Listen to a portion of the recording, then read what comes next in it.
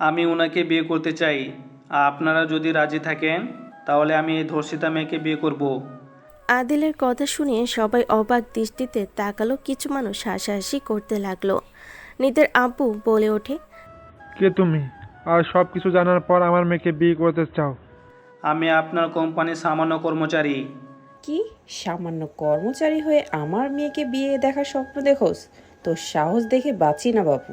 আম্মু, ও যে তোমার মেয়েকে বিয়ে করতে চাচ্ছে এটাই তো অনেক। আবার অহংকার শুরু করছো? তোমার মেয়ে একজন ধর্ষিতা, ওকে যে বিয়ে করতে চাচ্ছে এটাই তোমাদের ভাগ্য ভালো। এই ছেলে আমার বোনকে বিয়ে করবে। জি। আসো। আশিক আদিলকে নিয়ে যেতে লাগলো। নিধির আম্মু হাত সরিয়ে দিল। আদিলকে নিধির পাশে বসিয়ে দিল। নিধি আদিলের হাতের দিকে তাকিয়ে চমকে গেল। নিধি ঘোমটা সরিয়ে আদিলের দিকে তাকালো। আদিল বলে ওঠে, কাজী সাহেব বিয়ে পড়ান। আদিলের কথা মতো কাজী সাহেব বিয়ে পড়াতে লাগলো। বিয়ে পড়ানো শেষ হলে কাজী সাহেব চলে গেল। আদিল নিধির হাতের দিকে তাকিয়ে বলল, এখন নিশ্চয়ই আপনার হাত ধরার অনুমতি দিবেন। কেন বিয়ে করলে আমাকে? তুমি তো সব জানো। বলেছিলাম না, যেদিন আপনার সামনে আসব সেদিন আপনার এই হাতটা শক্ত করে ধরবো। আদিল নিধির হাত ধরতে যাবে, সাথে সাথেই নিধি উঠে দাঁড়ালো। নিধি বলে ওঠে, তুমি এইটা মোটেও ঠিক করলে না। সব বিষয়ে জিদ চলে না। তুমি আমাকে এভাবে বিয়ে করে কখনোই আমাকে তুমি পাবে না। এই ঢং করিস না তো, তোকে ও বিয়ে করছে এটাই তোর সৌভাগ্য। নিধিকে নানাজন নানা কথা বলতে লাগলো। আদিলের রাগ হতে লাগলো। আদিল বলে ওঠে, স্টপ, সবাই চুপ করবেন। আমার স্ত্রীর নামে একটা বাজে কথা আমি শুনতে চাই না। আদিলের কথা শুনে সবাই চুপ হয়ে গেল। আদিল নিধির দিকে তাকিয়ে বলল, আপনার ইচ্ছে আমাকে মেনে নেবেন নাকি না নেবেন, আমি আপনাকে কখনো জোর করি নাই, আজও করব না। আমি শুধু দেখব কতদিন আপনি আমাকে নিজে থেকে আপন না করে থাকেন। এই তোমরা কি একে অপরকে আগে থেকে চেনো নাকি? আশিকের কথা শুনে নিধি বলে ওঠে, না, আমি ওকে চিনি না। ও তাই বল। যাই হোক, জামাইকে নিয়ে রুমে যা। আশিকের কথা শুনে নিধি আদিলকে নিয়ে রুমে চলে গেল। রুমে যেতেই নিধি বলে ওঠে, এখানে কিভাবে আসলে? ভালোবাসি যেহেতু, ভালোবাসার মানুষ যেখানে আমিও সেখানে। একটা কথা বলবো? কি? একটা কিস করতে দিবেন? এখন তো আপনি আমার স্ত্রী। Just shut up. আমি কি বলছি কানে শুনো নাই? আমি তোমাকে স্বামী হিসেবে মেনে নিব না। তুমি আমার 5 বছরের ছোট। আমি তোমাকে কতবার বলবো আমি তোমাকে ভালোবাসি না? তুমি কেন এখানে এসে আমাকে বিয়ে করলে? আমি যেটা চাই সেটা পেয়ে তারপর ছাড়ি। আপনাকে বিয়ে করব বলেছি, করছি। এখন ইনশাল্লাহ আপনাকে আমি আমার করে নিব। কখনোই পারবে না। যাই হোক, তুমি বললে আমাদের অফিসে কর্মচারী হিসেবে কাজ করছো। পড়াশোনা বাদ দিয়ে এখানে কি? গরিব মানুষ আমি, কাজ না করলে খাবো কি? মজা করবে না। এখানে কেন এসেছো? সত্যি বলবো নাকি মিথ্যা? সত্যি বলো। একজনের খোঁজে এখানে এসেছি। কার? নিজেই বুঝে নাও। ফালতু। I love you. I hate you. Nidhi কথাগুলো বলে চলে যেতে নিবে, তখনই আদিল পিছন থেকে বলে, এমন মাইয়া একটাও দেখি নাই, বিয়ে করবে না দেখে নিজেকে ধর্ষিতা মেয়ে হিসেবে পরিচয় দেয়। আদিলের কথা শুনে নিধি পিছন ঘুরে রাগী লুক নিয়ে তাকালে। আদিল বলে ওঠে, এভাবে তাকে লাভ নাই, আমি প্রমাণ ছাড়া কথা বলি না। সত্যিটা প্রকাশ পেলে খুন করব। করলাম না? তুই আমার উপরে সবসময় নজর রাখিস। এইটা স্বাভাবিক না? আমার বউ কোথায় যাচ্ছে না যাচ্ছে সেদিকে খেয়াল রাখা লাগবে না? বউ বউ করবি না, মেরে ভর্তা বানাবো। তোমার ভাই আমার সাথে তোমাকে বিয়ে দিল, আর তোমার বাবা মা সবাই ছিল, কিন্তু তুমি যে নাটকবাজ! আল্লাহ! কি বলতে চাস? কি আর বলবো, আমি তোমাকে টাচ করি নাই, শুধু বিয়ে করেছিলাম। তাও আবার তুমি আমাকে ডিভোর্স দিয়েছো। আবার তোমার ফ্যামিলির সামনে বিয়ে করতে চাইলাম, করলাম। এখনও তুমি কিনা সবাইকে ধর্ষিত হিসেবে সবার মাঝে নিজেকে পরিচয় করিয়েছো। আমি করি নাই। আমার পরিচিত প্রিয় মুখগুলো আমার নামে এইসব বলেছে। তোমার সাথে কিছু পিক এডিট করে সবার সামনে ধরেছে। এইসব করেছে কি কিছুটা বুঝতে পারছি। ওইখানে ওরা কয়েকজন ছাড়া তো কেউ ছিল না। ওকে মাই ডিয়ার, চিন্তা করো না, তোমার নামে নোংরা কথা ছড়ানোর শাস্তি আমি দিব। তোমাকে পাকনামি করতে হবে না। আর একটা কথা বললে কানের নিচে দিব। আদিল আর কিছু না বলে চুপ করে শুয়ে থাকলো। নিধি ওয়াশরুমে চলে গেল। দরজায় নখ হতে আদিল গিয়ে দরজা খুলতেই চমকে গেল। আদিলের দিকে এক পলক তাকিয়ে আদিল কিছু না বলে বিছানায় থাকা ছেলেটার কলার ধরে রুমের ভিতর নিয়ে আসলো।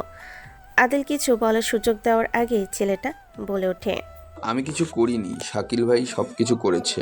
তোর সাইকেল ভাইকে সামনে নিয়ে আয়। ওইসব রাখো, আগে বলো তুমি এখানে কিভাবে আসলে? আমার শ্বশুর বাড়িতে আমি আসবো না? আপু তো তোমাকে ডিভোর্স লেটার পাঠিয়েছে। আমি আবারও বিয়ে করে নিলাম। তুমি তো আসলেই খচ্চর একটা ছেলে, যেভাবে বলেছিলে সেই কাজটা করেই ছাড়লে। আমি যা বলি তাই করি। যাই হোক, আমাদের বাসরাত এখানে কি?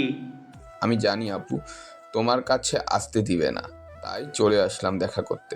আর চাইলে আমাদের সাথে তুমিও আড্ডা দিতে পারো। আপু কাছে আসতে দিবে না মানে? আমার বউ আমাকে কাছে কেন টানবে না? অবশ্যই কাছে নিবে। আমার বউয়ের পিরিয়ড হয়েছে তাই। নিধি ওয়াশরুম থেকে বের হয়ে এই কথাগুলো শুনে ভ্যাবাচাকা খেয়ে গেল। নিধি চোখ বড় বড় করে তাকালো। আদিল নিধির হাত ধরে টান দিয়ে নিজের বাহুর সাথে জড়িয়ে নিয়ে গালে কিস করতে লাগলো। দ্বিধার আগে হাত মুঠো করে নিল। আদিল বলে ওঠে, কাছে টেনে না নিলে এখন নিশ্চয়ই রাগ দেখাতো। শোনো, এতদিনে অলরেডি আমার বউ আমাকে ভালোবেসে ফেলেছে, তাই না বউ? কথাটা বলে আদিল নিধির কোমরে চিমটি কাটলে নিধি হ্যাঁ হ্যাঁ বলে আদিলের দিকে রাগি লোক নিয়ে তাকালো।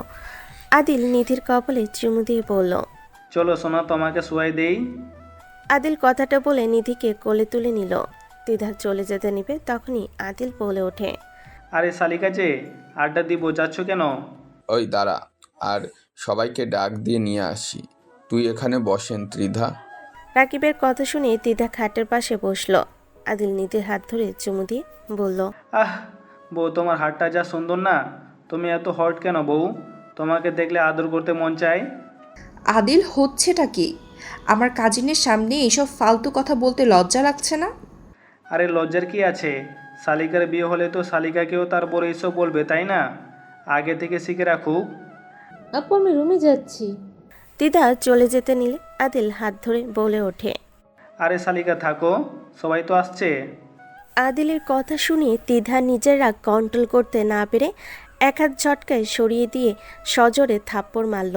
আদিলের কলার ধরে বলে উঠল, আমার বোনকে বিয়ে করেছিস, সুখে থাক, আমাকে রাগানোর চেষ্টা করিস না। আপনি কে? আমাকে কেন তুই বললেন? সরি সরি ভাইয়া, ভুলে আপনাকে রাকিবের রাগ দেখিয়ে ফেলেছি। ত্রিধা, তুই কি কিছু নিয়ে চিন্তিত নাকি? না আপু, ওই তো রাকিবরা আসছে। সবাই আদিলের সাথে কথা বলতে লাগলো। রাকিব সবাইকে নিয়ে খাটে বসে পড়ল।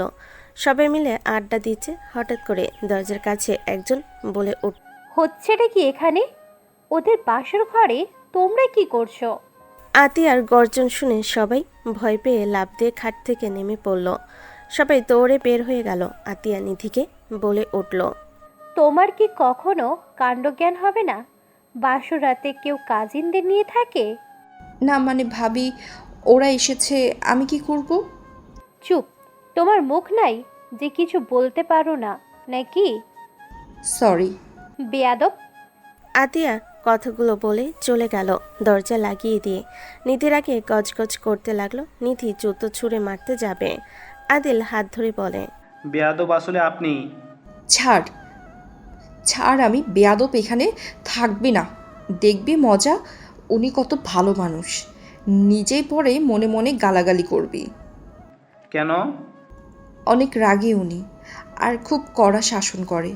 ওনার জন্য জীবনে একটা প্রেম করে শান্তি পাইলাম না। ভালোই হয়েছে, আমার বউটাকে উনি হেফাজতে রাখছে। এই চুপ কর, আমি ঘুমাবো, কথা বলিস না। কথা বলে কানের কয়েক ইঞ্চি নিচে তবলা বাজাবো। তুমি চাইলে আমি তোমার উপরে উঠে তবলা বাজাতে পারি। আদিলের কথা শুনে নিধি রাগে মারতে যাবে। আদিল নিধির হাত ধরে ছুঁড়ে খাটের উপরে ফেলে দিয়ে বলে, আমি চাইলে বাজাতে পারি, জোর করবো না দেখে বেঁচে গেলে। যাও ঘুমাও, আমি একটু ওয়াশরুমে যাই। আদিল কথাগুলো বলে ওয়াশরুমে চলে গেল। ফ্রেশ হয়ে ওয়াশরুম থেকে বের হয়ে বারান্দায় চলে গেল। বারান্দায় বসে থেকে আকাশের দিকে তাকিয়ে থাকতে লাগলো। রাত অনেক। আদিল রুমে আসলে দেখে নিধি ঘুমিয়ে গেছে। আদিল নিধির পাশে শুয়ে পড়ল। নিধির দিকে তাকিয়ে আদিল কিছুক্ষণ থেকে পরক্ষণে চোখ সরিয়ে ঘুরে শুয়ে পড়ল। সকালে ঘুম ভাঙলে নিধি দেখে আদিলের বুকের উপর মাথা দিয়ে শুয়ে আছে। নিধি লাফ দিয়ে উঠে পড়ল। আদিলের ঘুম ভেঙে গেল। আদিল চোখ ডলতে ডলতে বলল, কি ব্যাপার, এভাবে উঠলেন কেন? তুই আমাকে জোর করে তোর বুকের উপরে শুয়ে দিয়েছিলি তাই না? তুই আমার ঘুমের সুযোগ নিয়েছিস। নিধি কথাগুলো শুনে আদিল কিছু না বলে উঠে ওয়াশরুমে চলে গেল। ফ্রেশ হয়ে রুম থেকে বের হইলে নিধি বলে ওঠে, এই শুনো, ভাবির থেকে একটু দূরে থাকবে। ভাবি নিশ্চয়ই তোমার সম্পর্কে ঘাটাঘাটি করতে নেমে গেছে রাতের ভিতরেই। এখন হয়তো তোমার সব কিছু জেনে গেছে। জানুগা, আমি গরিব ঘরের সন্তান। সবাই বুঝে গেছে যেখানে আমি তোমাদের কোম্পানির সাধারণ কর্মচারী, সেখানে কি আর বড়লোক হওয়ার কথা নাকি? তাও ঠিক, বাট তুমি যে খচ্চর ছেলে, এইসব জানলে ভাবি যে তোমাকে কি করবে। আচ্ছা চলো দেখি নিজের পরিস্থিতি কেমন। আদিল নিধির সাথে যেতে লাগলো। নিধি পিছনে পিছনে আদিল নিচে গেল। আদিল নিধির সবার সামনে যেতেই হুট করে আদিলের হাত ধরে পিছনের দিকে চোখ ঘুরিয়ে কেউ থাপ্পড় মারল। নিধির চোখ একটা বন্ধ করে ফেলল। আদিল গালে হাত দিয়ে সামনের দিকে তাকাতে দেখে আতিয়া। সবাই চমকে তাকিয়ে থেকে বলল, আতিয়া, কি হয়েছে, মারলে কেন? ভাবি আদিলকে ছাড়েন, ও তো ছোট মানুষ, একটু ফাজিল টাইপ, তাই আগে মেয়েদের সাথে দুষ্টুমি করতো। আমাকে ওইসব কিছু বলছে। এখানে কেন এসেছো তুমি? কি চাও তুমি? আমার এখানে আসার সাহস কিভাবে পেলে? আতিয়ার কথা শুনে সবাই অবাক হয়ে গেল। আদিল চুপ করে থাকলো, কিছু বলল না। আতিয়া আদিলের কলার ধরে বলল, আমার কথার উত্তর দাও তুমি। এখানে কি করো? পড়াশোনা বাদ দিয়ে এখানে কেন এসেছো? আমাদের কোম্পানির কর্মচারী, এইসব মানে কি? তুমি নিধিকে বিয়ে কেন করেছো? এখনো সময় আছে। নিধিকে ডিভোর্স দিয়ে এখান থেকে চলে যাও। আতিয়ার কথা শুনে আদিল সবাই চোখ বড় বড় করে তাকালো। আশিক বলে ওঠে, এসব কি বলো? ডিভোর্স দিয়ে চলে যাবে মানে? কি হলো? আমার কথা তোমার কানে যাচ্ছে না? আমি আতিয়া। আমার কাছে কোনো কিছু গোপন থাকে না। আমি একজনের পিছনে লাগলে তার সম্পর্কে সব কিছু আমার কানে চলে আসে। আশা করছি আমার কথা বুঝতে পারছো। এখান থেকে চলে যাও। আমি এসব আগে জানলে তোমাকে এখান থেকে বের করে দিতাম। আমিও আদিল, আমি কারো কথা শোনার মানুষ না। আমার মন যা বলে আমি সেটাই করি। আমার মন বলেছে এখানে আসতে, আমি এখানে এসেছি। আমার মন বলেছে আমি এখানে থাকবো, সো এখানে আমি থাকবো। যখন মন চাইবে তখন নিজের ইচ্ছেই আমি চলে যাব। আমাকে তখন চাইলেও কেউ আটকাতে পারবে না। আদিল, চুপ করো। আমার বউয়ের মুখের উপর কথা বলার কারো সাহস নাই, আর তুমি কিনা তার মুখের উপরে কথা বলো? আমি কাপুরুষ না যে বউকে দেখে ভয় পেতে হবে আমাকে। আপনার বউ আপনি ভয় পাবেন নাকি না পাবেন সেটা আপনার ব্যাপার। আমি ওনাকে বা কাউকে দেখে ভয় পাই না। আমি শুধু উপরে একজন আছে তাকে দেখে ভয় পাই। অনেক বড় হয়ে গেছো, কথার জবাব অনেক ফুটেছে দেখছি। একদম। শুনেন, এটা আপনারও শ্বশুরবাড়ি, আমারও। আমি এখানে আমার স্ত্রীর জন্য এসেছি। সময় হলে আমার স্ত্রীকে নিয়ে চলে যাব। মিথ্যা বলা বন্ধ করো। মিথ্যা আমি পছন্দ করি না। আমি মিথ্যা বলছি এটা কেন আপনার মনে হচ্ছে? নিধিকে আমি অনেক আগে থেকে চিনি। আদিলের কথা শুনে সবাই চোখ বড় বড় করে ফেলল। নিধির আম্মু বলে ওঠে, তুমি নিধিকে আগে থেকে চেনো মানে? এই আদিল, মজা করবে না তো? আম্মু ভাবিও মজা করছে। আদিল বেশি বুঝো না, চলো আমার সাথে। নিধি আদিলের হাত ধরতে যাবে। আতিয়া এক ঝটকায় নিধির হাত সরিয়ে দিয়ে বলল, নিধি, তুমি অনেক বড়। তুমি আদিলের সাথে কোনো মেলামেশা করবে না। আমি চাই না তুমি ওর সাথে থাকো। আমি তোমাকে ভালো ছেলের সাথে বিয়ে দেব। আদিলকে তুমি ডিভোর্স দিয়ে দেবে। ভাবি এইসব কি বললেন? আদিল আমার হাজবেন্ড, আমি কেন ওকে ডিভোর্স দিব? আমি আমার বউকে ডিভোর্স দিব না। আমার স্ত্রী আমার কাছে থাকবে। আপনার সমস্যা কেন হচ্ছে আমার বউকে নিয়ে? থাপ্পড় খাবে তুমি। আমার মেজাজ গরম হওয়ার আগে তুমি এখান থেকে বের হয়ে যাও। যাব না মিসেস সাতু, আমি এখানে থাকবো আর আমার বউকে নিয়ে থাকবো। আমাকে সরিয়ে দেওয়ার যত ইচ্ছা চেষ্টা করেন, আমি যাব না। আমি আমার বউকে ভালোবাসি। আতিয়া আদিলের মুখে আতু শুনে বুকের ভেতরে কেঁপে উঠল। বাট লাস্টের কথাই আতিয়া রাগে সজোরে থাপ্পড় মেরে বলে ওঠে, তুই ওকে ভালোবাসোস না, সেটা আমি খুব ভালো করে জানি। আমার সামনে নাটক করিস না। এখান থেকে চলে যা। যত মারেন যাই করেন, আমি এখান থেকে যাব না। আদিলের গালের দিকে তাকিয়ে লাল দেখে আতিয়ার বুকের ভেতর কেঁপে ওঠে। আতিয়া আদিলের গালে হাত দিতে যাবে, সাথে সাথে ফোন বেজে উঠলে আতিয়া কল রিসিভ করতে চলে গেল। আদিল সোফায় বসে পড়ল। আশিক এসেছে বলে উঠল, এই ছেলে, তোমার তো সাহস কম না? এখন থেকে চলে যাও, বেশি বুঝো না। ও তোমার পিছনে লাগলে কিন্তু বেঁচে ফিরতে পারবে না। আপনার বউ আমার গালে থাপ্পড় পর্যন্ত দিতে পারবে, তার বেশি কিছু উনি আমাকে করবে না। এই আদিল, চলে যাও। ভাবি তোমাকে পছন্দ করে না। এখানে থেকে ভবিষ্যৎ নষ্ট করো না। আমি যাব না বলছি না। আদিলের কথা শুনে নিধি রেখে কিছু বলবে তার আগে আতিয়া বলে ওঠে, তুই এখানে থাকবি, ও আজ থেকে এই আমাদের বাড়ির কাজের লোক। ওকে যার যেমন ইচ্ছে কাজ দেবে, ওকে দিয়ে কাজ করাতে করাতে এমন হাল করবে যাতে ও এখান থেকে পালাতে চাইবে। ভাবি, আপনার প্রস্তাবটা আমার ভালো লাগলো। আদিল, যাও এখান থেকে, এখনো সময় আছে। না হলে জীবনে সুখ বলে কিছু খুঁজে পাবে না। ঠিক মতো কাজে দিয়েছে। কত শখ, আমার মেয়েকে বিয়ে করে সুখে থাকতে চেয়েছিল। নে এবার কাজের লোক হয়ে থাক। লোভ করেছিল না, বুঝ এখন। দরকার হলে আমি এখানে কাজের লোক হয়েই থাকবো, বাট তাও যাব না। জিত ভেবে নিলে হয়, কিন্তু আমি যাব না এখান থেকে। আদিল কথাগুলো বলে উঠতেই আদিয়া থাপ্পড় মেরে কলার চেপে ধরে বলে ওঠে, খুব জিদ, তাই না? জিত ভেবে নিলে হয়, কিন্তু আমি যাব না এখান থেকে। আমি কিন্তু আতিয়া চৌধুরী, আমার জিদ কিন্তু তোমার থেকে বেশি। So be careful. আতিয়ার কথা শুনে আদিল হেসে দিল। আদিল হাসতে হাসতে দেখে আতিয়ারও রেগে গলা চেপে ধরতে যাবে। আদিল সাথে সাথেই বলে ওঠে, আতিয়া চৌধুরী নামটা সুন্দর। হাসছো কেন? আর হাসলে মেরে ফেলবো। আতিয়া, ছাড়ো, কি করছো? আতিয়াকে আশিক ধরে নিয়ে যেতে লাগলো। আদিল আতিয়ার দিকে তাকিয়ে বলল, মিসেস আতিয়া, আপনাকে আমি ভালোবাসি। আপনাকে সত্যি কথা বলি, আমি আপনার জন্য এখানে এসেছি। আমি আপনাকে ভালোবাসি।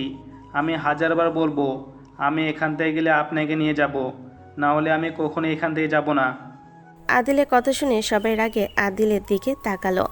আশিক রেগে আতিয়াকে ছেড়ে দিয়ে আদিলের কাছে গিয়ে সজোরে কিল ঘুষি মারতে মারতে বলে, তোর এত বড় সাহস, আমার সামনে আমার বউকে বলিস ভালোবাসি, আবার আমার বউকে তুলে নিয়ে যাবি? আমি তোকে মেরে ফেলবো। আদিল হাসতে লাগলো। আতিয়া আদিলের দিকে তাকিয়ে বলে ওঠে, আমার থেকে তোমার জিদ বেশি না। তুমি যে স্বপ্ন দেখছো তা কখনোই সম্ভব না। তুমি জীবনের বড় ভুল করবে আমাকে এখান থেকে নিয়ে যাওয়ার চিন্তা করলে। আমি তো নিয়েই যাব। দেখা যাক। আশিক, ওকে ছাড়ো, আমার সাথে আসো। আতিয়া আশিকের হাত ধরে নিয়ে যেতে নিলে আশিক রেগে বলে ওঠে, আমাকে ছাড়ো। ওর সাহস কি করে হয় আমার স্ত্রীকে আমার সামনে বলে ভালোবাসি? আমার সামনে বলে আমার স্ত্রীকে নাকি তুলে নিয়ে যাবে। আমার সাথে চলো, ওর যা ইচ্ছা বলুক। চলো আমার সাথে। আতিয়া টেনে নিয়ে যেতে লাগলো। আশিক রেগে গিয়ে আদিলের দিকে ফুলদানি ছুঁড়ে মারলে তিতার দৌড়ে গিয়ে আদিলকে সরিয়ে দিল। আদিল নিধির পায়ের কাছে পড়ে গেল। নিধি তাড়াতাড়ি করে আদিলকে তুলে গালে থাপ্পড় মারল। নিধি বলে ওঠে, তুই কতজনকে পছন্দ করিস? কত মেয়ের জীবন নষ্ট করবি? এই সরো তো, ফালতু কথা বলবে না। যা জানো না তা নিয়ে কথা বলবে না।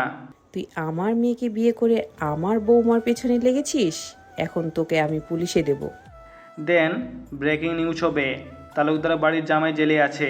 নিধি নামেও সুনাম হবে, জেল খাটা আসামির স্ত্রী। এই, তুই আমার সাথে চল।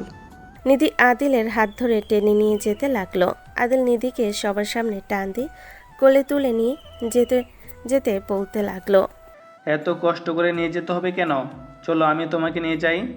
কুত্তা, আমাকে নামিয়ে দে বলছি। আমাকে নামিয়ে দে, না হলে লাথি মেরে সিঁড়ি থেকে ফেলে দিব। বাসর করার জন্য এত জোরে জোরে টেনে নিয়ে যাচ্ছ, আর আমি কিনা তোমার লাথিকে ভয় পামু? চলো আগে বাসর করে নেই, তারপর লাথি দিও। আদিল, বেশি কিন্তু হয়ে যাবে। আদিল, আমাকে নামিয়ে দে, না হলে কিন্তু কামড় মারবো। আদিল কিছু না বলে নিধিকে নিয়ে রুমে চলে গেল। খাটের উপরে ফেলে দিয়ে দরজা লাগিয়ে দিয়ে যেতে লাগলো। নিধি ভয়ে দৌড় দিতে যাবে। আদিল সাথে সাথে পিছন থেকে টান দিয়ে জড়িয়ে ধরে ঠোঁট জোড়া নিজের দখলে নিয়ে নিল। আদিলের ঠোঁট কামড়ে দিয়ে ধরল। আদিল নিধিকে কাতুকিতু দিলে সাথে সাথে ছেড়ে দিল। আদিল নিধিকে ছেড়ে দিয়ে বলল, রাক্ষসী মাংস খাও নাই যে জামাইয়ের মাংস খেতে চাও? আমাকে যেতে দে, না হলে তোর মাঝখানে লাথি মারবো। লুচ্চা, থুকু লুচ্চি মায়া কোথাকার। আরেকটা যে বিয়ে করব তারও অবস্থা রাখতে চাচ্ছে না। নিজে তো দিবে না আদর করতে, আবার অন্য কাউকে যে করব সেটাও করতে দিবে না নাকি? তুই যাকে ইচ্ছে কর, আমাকে যেতে দে। ওকে যাও, না করেছে কে? নিধি চলে যেতে নিলে আদিল হাত ধরে টান দিয়ে খাটের উপর ফেলে দিয়ে নিধির গালে হাত দিয়ে সুরসুরি দিতে দিতে নিচে নামতে যাবে। সাথে সাথে নিধি হাত ধরে ফেলো আদিলের হাত বুকের ওপর থেকে এক ঝটকায় সরিয়ে দিল। নিধি আদিলকে বলল, জোর করে কখনোই কারোর ভালোবাসা পাওয়া যায় না। ভালোবাসা জোর করে কখনোই হয় না। এটা তোমার ভালো লাগা, বুঝতে পারছো? ভালো লাগা নাকি ভালোবাসা সেটা আমি ভালো জানি, তুমি আমাকে শেখাতে এসো না। তা তো দেখতেই পারছি তুমি কতটা জানো। জোর করে নিজের অধিকার খাটাতে এসেছো।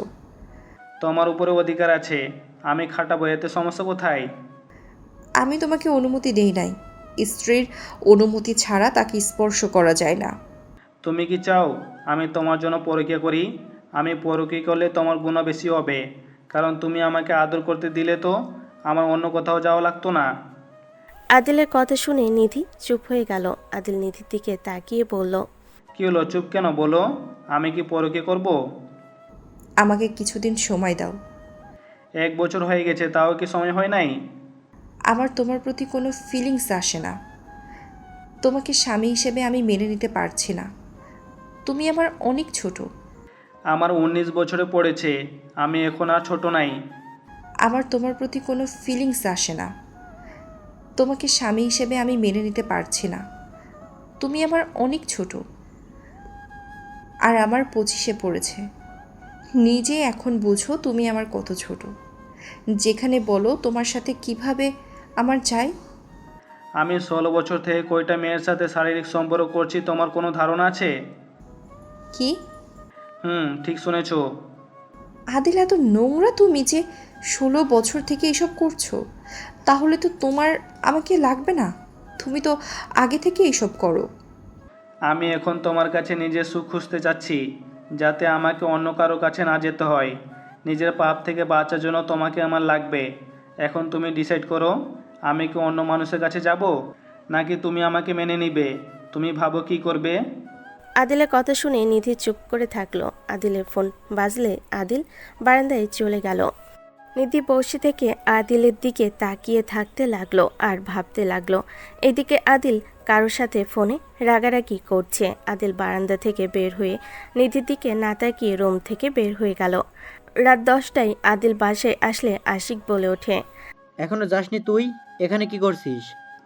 আমার শ্বশুরবাড়িতে আর আমি আসবো না তা তো হয় না। বিবিজান, কি করো? বিয়াদবির একটা লিমিট থাকে আদিল। সরি ম্যাম, আমার বউকে আমি ডাকছি। এখানে বেয়াদবির কি হলো? বিয়াদব, এখান থেকে যাও, মেজাজ গরম করো না। আদিল কিছু না বলে চলে গেল। আদিল রুমে গিয়ে খাটের উপর শুয়ে পড়ল। আদিল মাথার নিচে হাত দিয়ে কিছু ভাবতে লাগলো। কিছুক্ষণ পর নিধি খাবার নিয়ে রুমে আসলো। আদিলকে দেখে বলল, আদিল, ফ্রেশ হয়ে খেয়ে নাও। ও মা গো, আমার বিবিজান আমার জন্য খাওয়া নিয়ে এসেছে। আমি তো অবাক হয়ে যাচ্ছি, আর সূর্য কোন দিকে ডুবেছে? আদিলের কথা শুনে নিধি কিছু বলল না, টেবিলের উপরে রেখে দিয়ে বলল, ফালতু বকবক না করে যাও, ফ্রেশ হয়ে খেয়ে নাও। 3:30 তো কিছু খাও নাই মনে হয়। আসলে কিছু খাই নাই, অনেক ক্ষুধা লাগছে। আদিল পেটে হাত বুলাতে বুলাতে চলে গেল ওয়াশরুমে। ফ্রেশ হয়ে ওয়াশরুম থেকে বের হয়ে সোফায় বসে খাবার খেতে যাবে। তখনই নিধির দিকে চোখ গেলে দেখে নিধি কিছু ভাবছে। আদিল নিধিকে বলল, বউ খাইছো? তুমি খাও। আসো আমার সাথে এক লোকমা খাও, আসো খাওয়াই দেই। না, লাগবে না, আমি খাইছি। আমার পেটে জায়গা নাই, তুমি খেয়ে নাও। ওকে থাকো, আমি খেয়ে নেই, অনেক ক্ষুধা লাগছে বুঝছো। খাও। আদিল আর কিছু না বলে খাবার খেতে লাগলো। নিধি আদিলের দিকে আর চোখে তাকিয়ে দেখতে লাগলো, আর কিছু ভাবতে লাগলো। আদিল নিজের মতো করে খেতে লাগলো। খাওয়া শেষ হইলে আদিল হাত ধুয়ে রুমাল দিয়ে মুছতে মুছতে সোফা থেকে উঠে নিধিকে কিছু বলতে যাবে, তার আগেই নিধি বলে ওঠে, আদিল, বলো। নিধি আদিলকে কিছু বলতে গিয়েও গলা শুকিয়ে আসতে লাগলো। আদিল নিধির দিকে আগ্রহ নিয়ে তাকালে নিধি বলে ওঠে, এক গ্লাস পানি দাও তো। ও এই কথা, দিচ্ছি, ওয়েট করো। আদিল নিধির জন্য পানি নিয়ে টি টেবিলের সামনে গেল। আদিল নিধির দিকে তাকিয়ে বলল, ঠান্ডা খাবেন নাকি এটা দিব? ঠান্ডা হলে ভালো হয়। ওয়েট দিচ্ছি। আদিল মিনি ফ্রিজের কাছে গেল। আদিলের দিকে নিধি এক নজরে তাকিয়ে থেকে ভাবতে লাগলো। উফ, আমার মুখ দিয়ে কথাগুলো জীবনেও বের হবে না। কি যে করি, আমি কি আরও কিছুদিন সময় নেব? নিধি কথাগুলো ভাবতে ভাবতে আদিল নিধির সামনে গ্লাসে পানি এগিয়ে ধরে বলল। এই নাও, খেয়ে নাও। আদিলের কণ্ঠ শুনে নিধি ভাবনার জগৎ থেকে বের হয়ে হুট করে বলে দিল, তুমি যদি চাও তাহলে আমার থেকে নিজের অধিকার আদায় করে নিতে পারো, তাও পরকীয়া করার কোনো দরকার নাই। নিধি এক নিঃশ্বাসে কথাগুলো বলে দিল। নিধি আদিলের দিকে তাকালে দেখে আদিল নিধির দিকে ভুরু কুচকে তাকালো। নিধি বলে ওঠে, ওইভাবে তাকিয়ে আছো কেন? আমি তোমাকে অনুমতি দিলাম, তুমি তোমার ইচ্ছা মতো আমাকে ব্যবহার করতে পারো। আমি কিছু মনে করব না। তোমার অধিকার তুমি খাটাবে, এইটাই তো স্বাভাবিক। আমি অনেক ভেবে দেখলাম, আমার তোমাকে দূরে সরে রাখা উচিত হচ্ছে না। তাহলে কি এখন শুরু করে দিব নাকি? তুমি চাইলে সব করতে পারো। নিধি তোতলাতে তোতলাতে কথাগুলো বলল। আদিল গ্লাসটা রেখে নিধির দিকে ঝুঁকলে নিধি চোখ বন্ধ করে খাটের চাদর খামচি দিয়ে ধরল। আদিল যত নিজে মুখ এগিয়ে নিতে লাগলো, নিধির নিঃশ্বাস তত ঘন হয়ে আসতে লাগলো। আদিলের নিঃশ্বাস ওর ঠোঁটের উপরে পড়তেই কেঁপে উঠল। আদিল নিধির ঠোঁটের কাছে গিয়ে সোজা কপালে কিস করে দিলে। নিধি অবাক হয়ে তাকালে। আদিল ফিক করে হেসে দিয়ে বলল, মন থেকে যেদিন মেনে নিবে সেদিন আমি তোমার কাছে যাব। আমি তোমার সাথে তখন মজা করছি। তুই মজা করছিস মানে? আমাকে তোর ভালো লাগছে না? অন্য মেয়ের কাছে খোঁজে গিয়েছিস নিজের সুখ খুঁজতে? তুই আমার থেকে বেশি মজা কারো কাছে পাবি না।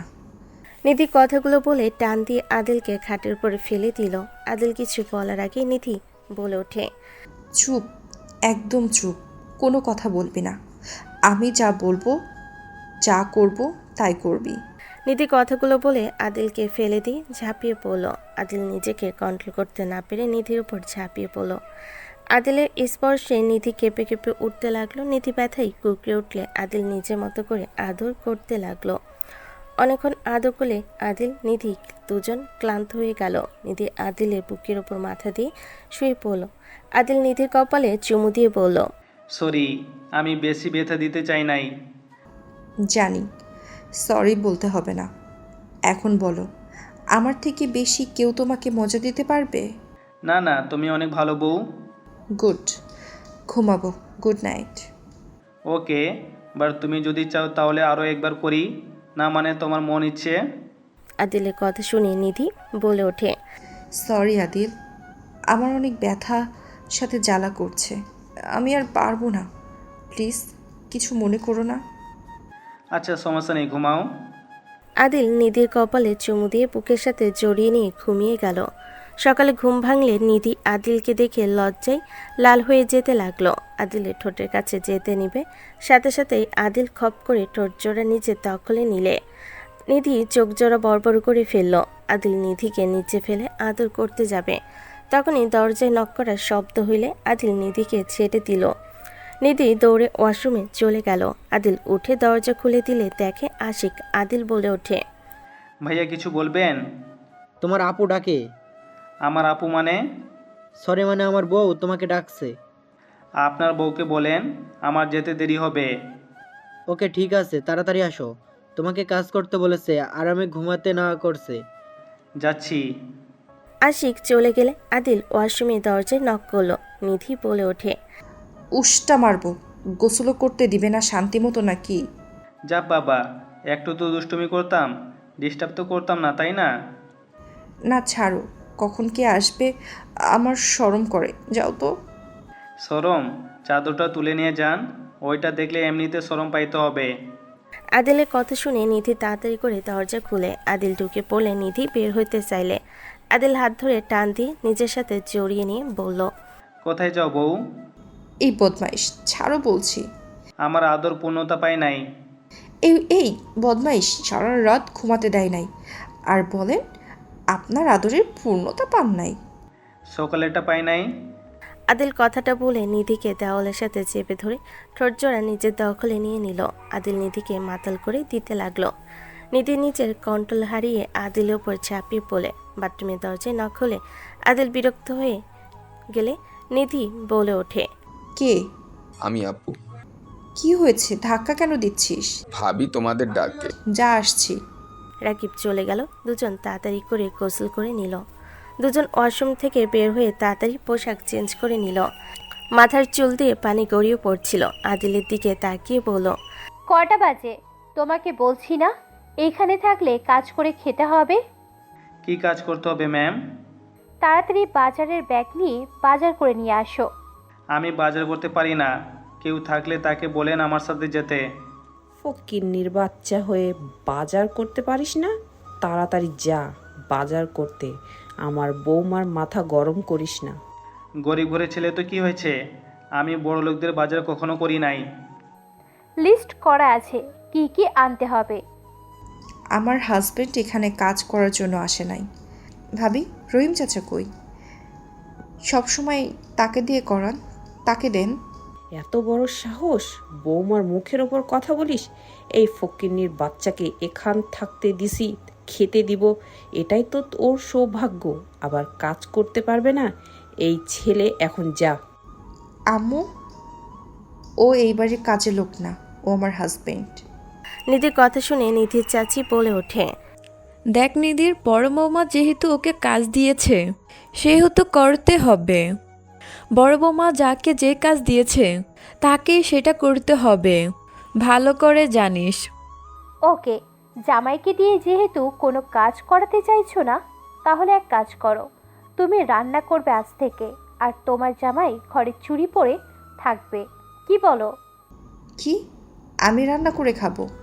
তুমি যেহেতু জামাইকে দিয়ে কাজ করাবে না, সেহেতু আমি তো দুজন বেকারকে একসাথে বসিয়ে খাওয়াতে পারবো না। দুজনের ভিতরে একজনকে কাজ করে খেতে হবে। আমি এই বাড়ির মেয়ে ভাবি, ভুলে যাবেন না। বৌমা, নিধি কেন কাজ করবে? ওই ছেলে, তুই যাস না কেন? আমি রান্না করব। আদিল, তুমি রুমে যাও, তোমাকে কিছু করা লাগবে না। তুমি পড়াশোনা করবে, খাবে, সব করবে, আর আমি কাজ করব। নিধি কথাগুলো বলে রান্নাঘরের দিকে চলে গেল। আদিল আতিয়ার দিকে রাগি লুক নিয়ে তাকালে। আতিয়া কিছু না বলে চলে গেল। নিধির আম্মু বলে ওঠে, ফকিন্নির বাচ্চা, তোর জন্য আমার মেয়েকে রান্না করে খেতে হবে? যে মেয়েকে আমি একটা ফুলের টোকা পর্যন্ত দিতে দেই নাই, আর সেই মেয়েকে তোর জন্য রান্না করতে হবে? আদিল কিছু না বলে রান্নাঘরে চলে গেল। আদিল নিধির হাত ধরে বলে, নিধি, তোমায় কিছু করতে হবে না। তুমি যাও, আমি বাজার করে নিয়ে আসছি। তোমার কিছু করা লাগবে না। তুমি বই নিয়ে আসবে, পড়াশোনা করবে, নিজের পায়ে দাঁড়াতে হবে। এখন না হয় আমি আছি, ভবিষ্যতে আমাদের সন্তান হলে তখন তাদের জন্য তো কিছু করা লাগবে। আর তুমি যাও, আমার কাজ শেখা উচিত। যখন তোমাকে নিয়ে আলাদা থাকবো তখন তো তোমাকে রান্না করে খাওয়াতে হবে, তাই না? যাও, আমাকে নিয়ে ভেবো না। তুমি তো কখনো কোনো কাজ করো নাই, তুমি এইসব করো না। যাও তো, আমাকে নিয়ে ভাবতে হবে না। নিধি আদিলকে বুঝিয়ে পাঠিয়ে দিল। আদিল রহিম চাচার সাথে চলে গেল। আদিল বাজারে গিয়ে বাজার করা শেষ করে 2টা বাজারের ব্যাগ নিয়ে আদিল হাঁটতে লাগলো। আর পিছনে রহিম চাচা 4টা দেশি মুরগির সাথে 3টা হাঁস নিয়ে যেতে লাগলো। বাসার ভিতরে গেলে আতিয়া বলে ওঠে, বাজারগুলো কাকি দেখেন তো ঠিক আছে কি না। আদিল, বাজারগুলো রান্নাঘরে দিয়ে আসো। আর চাচা মুরগি হাঁস জবাই করে কেটে দিয়েছে। আমাকে স্যারের সাথে যেতে হবে। এই ফকিরের বাচ্চা, তুই কর ওই সব। ওর হাতে ফোসকা পড়ে গেছে। এত ভারী ব্যাগ কেউ হাতে করে নিয়ে আসে? রিক্সা ছিল না? বাজার করে টাকাটা বাজে নাই, তাই হেঁটে আসতে হয়েছে। আমি তাহলে আসছি। কিরে, হাতে এমন কিছু হয় নাই যা জবাই করে কাটাকাটি করা শুরু কর। এ রাকিব, চল আমরা 2জন করি। আদিল, তুমি রুমে গিয়ে রেস্ট নাও। নিধি তোমার হাতে কি হয়েছে? কই কিছু না, তুমি রুমে যাও, ভাইয়ারা করে নিবে। আদিল নিধির কাছে গিয়ে হাত ধরলে দেখে হাত কেটে গেছে। আদিল নিধির দিকে তাকিয়ে বলল, তোমাকে বললাম না ওইসব করা লাগবে না, কতখানি কেটে গেছে, এরপরেও রান্না করছো কেন? ও কিছু না, তুমি যাও রুমে, আর কাজের লোক সব ছুটি দিয়ে দিয়েছে। চলো আমার সাথে। না, কোথাও যাবে না, মাছ পড়ে গেল, থাকো। নিধি দৌড়ে চলে গেল। আদিল বটি নিয়ে বাহিরে গেল। সবে মিলে বাহিরে বসলো। তিধার রাকিব সবাইকে চা এগিয়ে দিল। সবে বসে থেকে আদিলের দিকে তাকিয়ে থাকতে লাগলো। আদিল বলে ওঠে, রাকিব একটু ধরবে, একা তো জবাই করা যাবে না। ওয়েট, আমি ধরছি। আদিল তুমি ছাড়ো রাকিব, আর আমি জবাই করি। মেয়ে মানুষ জবাই করতে হয় না, আমরা দুজনেই করি। নিধি আসলে তিধা বলে ওঠে, কোথায় লেখা আছে মেয়েদের জবাই করা যাবে না? সঠিক নিয়মে করলে কিছু হবে না, যত সব। এই, তোকে করতে হবে না, ত্রিধা বসতো। রাকিব আসো তো। রাকিব আদিল জবাই করতে যাবে। তিধা রেগে আদিলের হাত থেকে নিয়ে বলল, এখান থেকে যাও। আদিলকে সরিয়ে দিয়ে তিধা রাকিব জবাই করতে লাগলো। আতিয়া আর চোখে দেখতে লাগলো। নিধি আদিলের কাছে আসলো। আদিল নিধির হাতের দিকে তাকিয়ে থাকলো। নিধি হাত ধরে বলল, তুমি একটু রেস্ট নাও। তোমার হাতে চলো, ব্যান্ডেজ করে দেই। আদিলের হাত ধরে নিধি নিয়ে গেল। আদিলকে রুমে নিয়ে গেলে আদিল খাটে বসলে নিধিকে কোলে বসিয়ে দিয়ে গলায় কিস করে নিধি বলে ওঠে, এই বেয়াদবটার দুষ্টুমি জীবনেও কমবে না, চুপ করে বসে থাকো তো। তুমি বসে থাকো, তোমাকে জড়িয়ে ধরার ভিতরে শান্তি লাগছে। ওয়েট করো। নিধি আদিলের জন্য ব্যান্ডেজ নিয়ে এসে লাগিয়ে দিতে লাগলো। আদিল বলে ওঠে, তোমার হাত তো কাটা, আমি লাগিয়ে নিচ্ছি, তুমি বসে থাকো। এই 2 আঙ্গুল ব্যবহার করতে পারি, দাও। নিধি টান দিয়ে নিয়ে আস্তে আস্তে লাগিয়ে দিল। আদিল নিধিকে কোলে বসিয়ে জড়িয়ে ধরে থাকলো। নিধি আদিলের গালে কিস করে বলল, আদিল, এক রাতের ভিতরে কেন জানি তোমাকে বেশি ভালোবেসে ফেলেছি। তোমাকে 2টা ঘন্টা দেখি নাই, এতে আমার কেমন যেন অস্থির লাগছিল। আদিল, তোমার মাঝে কিসের এত মায়া? যাক বাবা, বউটা একটু হলেও আমাকে ভালোবাসছে। বউ তুমি ছাড়া কিন্তু আমার আপন বলতে কেউ নাই। তুমি আমাকে কখনো কষ্ট দিবে না বলো? না, কখনোই দিব না। নিচ থেকে ডাকাডাকি শব্দ শুনলে আদিল নিধি দুজন উঠে নিচে চলে গেল। নিচে গেলে চাচি বলে ওঠে, আদিল নিধি খেতে আসো। আদিল নিধির সাথে সবার সাথে বসলো। আদিলের হাতের দিকে তাকিয়ে আতিয়া কিছু না বলে চুপ করে নিজের কাজ করতে লাগলো। চাচি খাবার পরিবেশন করে দিতে লাগলো। নিধির আম্মু বলে উঠল, নিধি আয়, আমি তোকে খাইয়ে দেই। লাগবে না, আমার হাত আছে। আদিল আতিয়ার দিকে তাকালে দেখে আতিয়া নিজের মতো করে খাচ্ছে। আদিল চোখ সরিয়ে নিল। আদিল হাত দিয়ে খেতে যাবে, নিধি হাত ধরে ফেলল। নিধি বলে ওঠে, আমি খাওয়াই দেই। না, তোমার হাত তো কাটা। ত্রিধা, চামচটা এদিকে দিতে পারবে? দিদা চামচ এগিয়ে দিলে আদিল চামচ দিয়ে নিধিকে খাওয়াই দিতে লাগলো আর নিজে খেতে লাগলো। হঠাৎ করে আদিলের ফোন বেজে উঠলে আদিল ফোনটা বের করে পরিচিত নাম্বার দেখে কল কেটে দিল। আদিলের ফোন বারবার বাজতে লাগলো আর আদিল কল কেটে দিতে লাগলো। আতিয়া বিরক্ত হয়ে বলল, এই ছেলে, এই কলটা কি রিসিভ করে কথা বলতে পারো না? দরকারি ফোন হলেও তো হতে পারে। ফোনটা ধরো। আদিল ফোনটা রিসিভ করে কানে ধরতে ও পাশ থেকে কিছু বলার আগে আদিল বলে, আমি যেহেতু কল কেটে দিচ্ছি, তার মানে আমি আপনার সাথে কথা বলতে ইচ্ছুক না। আপনি বারবার কেন কল করছেন? আদিল, আমার কথাটা তো শোনো। শুনতে চাই না, আমাকে কল দিবেন না। কল দিলে আমি সিম ভেঙে ফেলবো। ওকে, কল দেব না। তুমি তালুকদার বাড়ির ওইখানে আসো? জাহান্নামে আছি, কল কাটেন, মেজাজ খারাপ আছে। এসব কী ধরনের কথা বলো? আদিল, ওকে দেখেছো? আমার সামনে আছে, কথা বলেন না, মেজাজ খারাপ হয়ে যাচ্ছে। আমাকে কল দিবেন না বলে দিলাম। আদিল কথাটা বলে ফোন পকেটে দিল। আতিয়া গ্লাসের পানি আদিলের মুখে ছুঁড়ে মেরে বলল, এভাবে কথা বলার সাহস কোথায় পেয়েছো তুমি? তুমি নিজেকে কি ভাবো? হ্যাঁ, আমি নিজেকে অনেক কিছু ভাবি, আর আমি কার সাথে কিভাবে ব্যবহার করব, এইটা আমার একান্ত ব্যাপার। জাস্ট স্যাট আপ। তুমি কার সাথে কেমন ব্যবহার করবে সেটা তোমার ব্যাপার, কিন্তু এই মানুষটার সাথে তুমি এইভাবে কথা বলতে পারো না। এইভাবে কথা বলার কোনো রাইট তোমাকে আমরা দিই নাই। আপনারা মানে কি বোঝাতে চান? আমি আমার মতো চলি, আমি কারো কথা শোনার প্রয়োজন মনে করছি না। আদিলের কথা শুনে আতিয়া রেখে গ্লাসটা আরেকবার ছুঁড়ে মারতে যাবে, সাথে সাথে আশিক ধরে বলল, বউ শান্ত হও। আদিল চুপ করে খাও তো, কথা বলো না। বৌমা, ও যার সাথে যেভাবে কথা বলুক তাতে তোমার কি? ও যে বেয়াদব বংশের ছেলে, ফুটপাতে বড় হয়েছে, সেই ছেলের থেকে আর কত ভালো ব্যবহার আশা করা যায়? ঠিক বলেছেন, এইসব ছেলের থেকে ভালো কিছু আশা করা যায় না। বিরক্তকর ছেলে কোথাকার। এই, আমার সামনে থেকে যাও। আদিল, ভাবির সাথে তর্ক করো না। তুমি এইভাবে কেন কথা বলছিলে? আর কে ছিল কলে? তুমি তো এমন বেয়াদবি কারোর সাথে করো না। আমি যতটা জানি তুমি নম্র ভদ্র একটা ছেলে, একটু রাগ বেশি। তাই কে ছিল বলো তো? কেউ না, আমি বিরক্তকর ছেলে। আমার থেকে ভালো কিছু আশা করা যায় না। আরে কিসের আশা আমার থেকে করবেন? আশা করার মতো কোনো অপশন রেখেছেন আপনি? আমার থেকে কোনো আশা করা তো দূর, আশা করার নামও আপনার মুখে নেবেন না। আদিল কথাটা বলে রাগে চেয়ার ফেলে দিয়ে চলে গেল। আতিয়া আদিলের দিকে তাকিয়ে থাকলো। আদিলের চোখের কোণে পানি জমা হয়ে গেল। আতিয়া কিছু না বলে খেয়ে উঠে চলে গেল। নিধি উঠে চলে আসলো। রুমে গেলে দেখে রুমে নাই। আদিল বারান্দায় দাঁড়িয়ে বাহিরের দিকে তাকিয়ে থাকলো। আদিল, ভাবির কথায় কিছু মনে করো না। জানি না, ভাবি তো আগে কখনো কারোর কথা বলা নিয়ে কিছু বলে নাই। হঠাৎ করে তোমার উপরে কেন যে পদে পদে তোমার ভুল ধরছে। নিধি কথাগুলো বলে আদিলের কাঁধে হাত দিতে আদিল নিধির দিকে ঘুরে কোলে তুলে নিল। নিধি বলে ওঠে, আদিল, কি করছো? নামিয়ে দাও। আদিল কিছু না বলে নিধিকে খাটের পর বসিয়ে দিয়ে ওর কোলে মাথা দিয়ে শুয়ে থাকলো।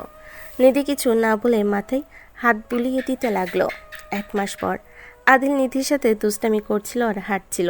নিচে নামতেই নিধি আদিল থমকে গেল। তিধাকে সবাই ঘিরে বকাঝকা করছে। একসাথে সবাই তিধাকে চেপে ধরেছে। আদিল নিধির হাত সরিয়ে রাকিবকে সরিয়ে দিয়ে তিধার সামনে গিয়ে দাঁড়ালো। তিধার চোখ দিয়ে পানি গড়িয়ে পড়ছিল। আদিল সবাইকে অবাক করে দিয়ে তিধাকে বুকের সাথে চেপে ধরলো। সবাই রেগে আদিলকে মারতে যাবে। তিধা আদিলকে শক্ত করে জড়িয়ে ধরে হামা করে কান্না করতে লাগলো আর বলল, আদিল, আমি কিছু করি নাই। আদিলও আমাকে ফাঁসিয়ে দিয়েছে।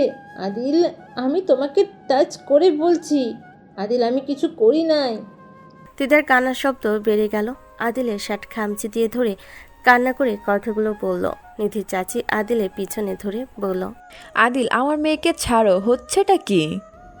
আদিল, এসব কি হচ্ছে? আদিল নিধির চাচির হাত সরিয়ে দিয়ে তিধার হাত ধরে সোফায় বসিয়ে দিল। তিধার হাত শক্ত করে ধরে বলল, কি হয়েছে ত্রিধা? কি করো না তুমি? আমাকে খুলে বলবে? আদিল, ওইখান থেকে সরো। সবাই আদিলকে সরিয়ে দিতে চাইলে নানা কথা বলে আদিল নিজের রাগ কন্ট্রোল করতে না পেরে চিৎকার করে বলল, জাস্ট সেট আপ। কেউ আর একটা কথা বললে আমি তার মুখ ভেঙে ফেলবো। আদিলের চিৎকার শুনে সবাই থমকে গেল। আতিয়া বলে ওঠে, হচ্ছেটা কি এসব? একজনকে রেপ করে আর একজন জোর করে ছেলে মানুষের সাথে এসব হচ্ছেটা কি? আমি কি তোমাদের বাহিরে পড়াশোনার জন্য পাঠিয়ে বড় ভুল করেছি নাকি? তোমরা কি শুরু করেছো? আমার মান সম্মান শেষ করে দিচ্ছ। আদিয়ার কথা শুনে তিধা আরো জোরে জোরে কান্না করতে লাগলো। আদিল বলে ওঠে, আপনি একটু থামবেন? আমাকে ওর সাথে কথা বলতে দেন। এই, তুমি কেন ওর সাথে কথা বলবে? কাকি কাকু তো আছে, তারা কথা বলবে। আদিল, ওইখানে থেকে সরে আসো। আর ত্রিধা, তুই আমার জামাইয়ের কসম খাইলি কেন? তুই যদি ওইসব করে থাকোস তাহলে কি হবে? নিধি চুপ করো, ও অনেক ভয় পেয়েছে। ওকে কথা বলার সুযোগ করে দিবে? ত্রিধা, তোমার হাত আমি শক্ত করে ধরেছি। বলো কি হয়েছে? কেন কান্না করছো? আমাকে একটু খুলে বলবে? কি আর খুলে বলবে? আমার মেয়েকে জোর করে কিছু কুত্তা কুরে কুরে খাচ্ছে, তাতে সবাই আমার মেয়ের সাথে কম খারাপ আচরণ করে নাই, আর এখন নিজের মেয়ে নিজের ইচ্ছে ছেলের মানুষের সাথে। ছি! প্লিজ কাকি, আর কিছু বলো না, আমি আর কিছু শুনতে পাচ্ছি না। আমাকে তোমরা প্লিজ একা থাকতে দাও। আদিল, আমার হাত ছাড়ো, আমি খারাপ মেয়ে। তুমি তো ভালো করে জানো আমি তোমার সাথে অন্যায় করেছিলাম, দেখে আমি আজ শাস্তি পাচ্ছি তার। তিধার কথা শুনে নিধি বলে, কি? ওর সাথে অন্যায় করেছিস, তার শাস্তি পাচ্ছিস মানে? নিধি প্লিজ, সবাই একটু চুপ করবেন? ত্রিধা, আমাকে বলো কি হয়েছে?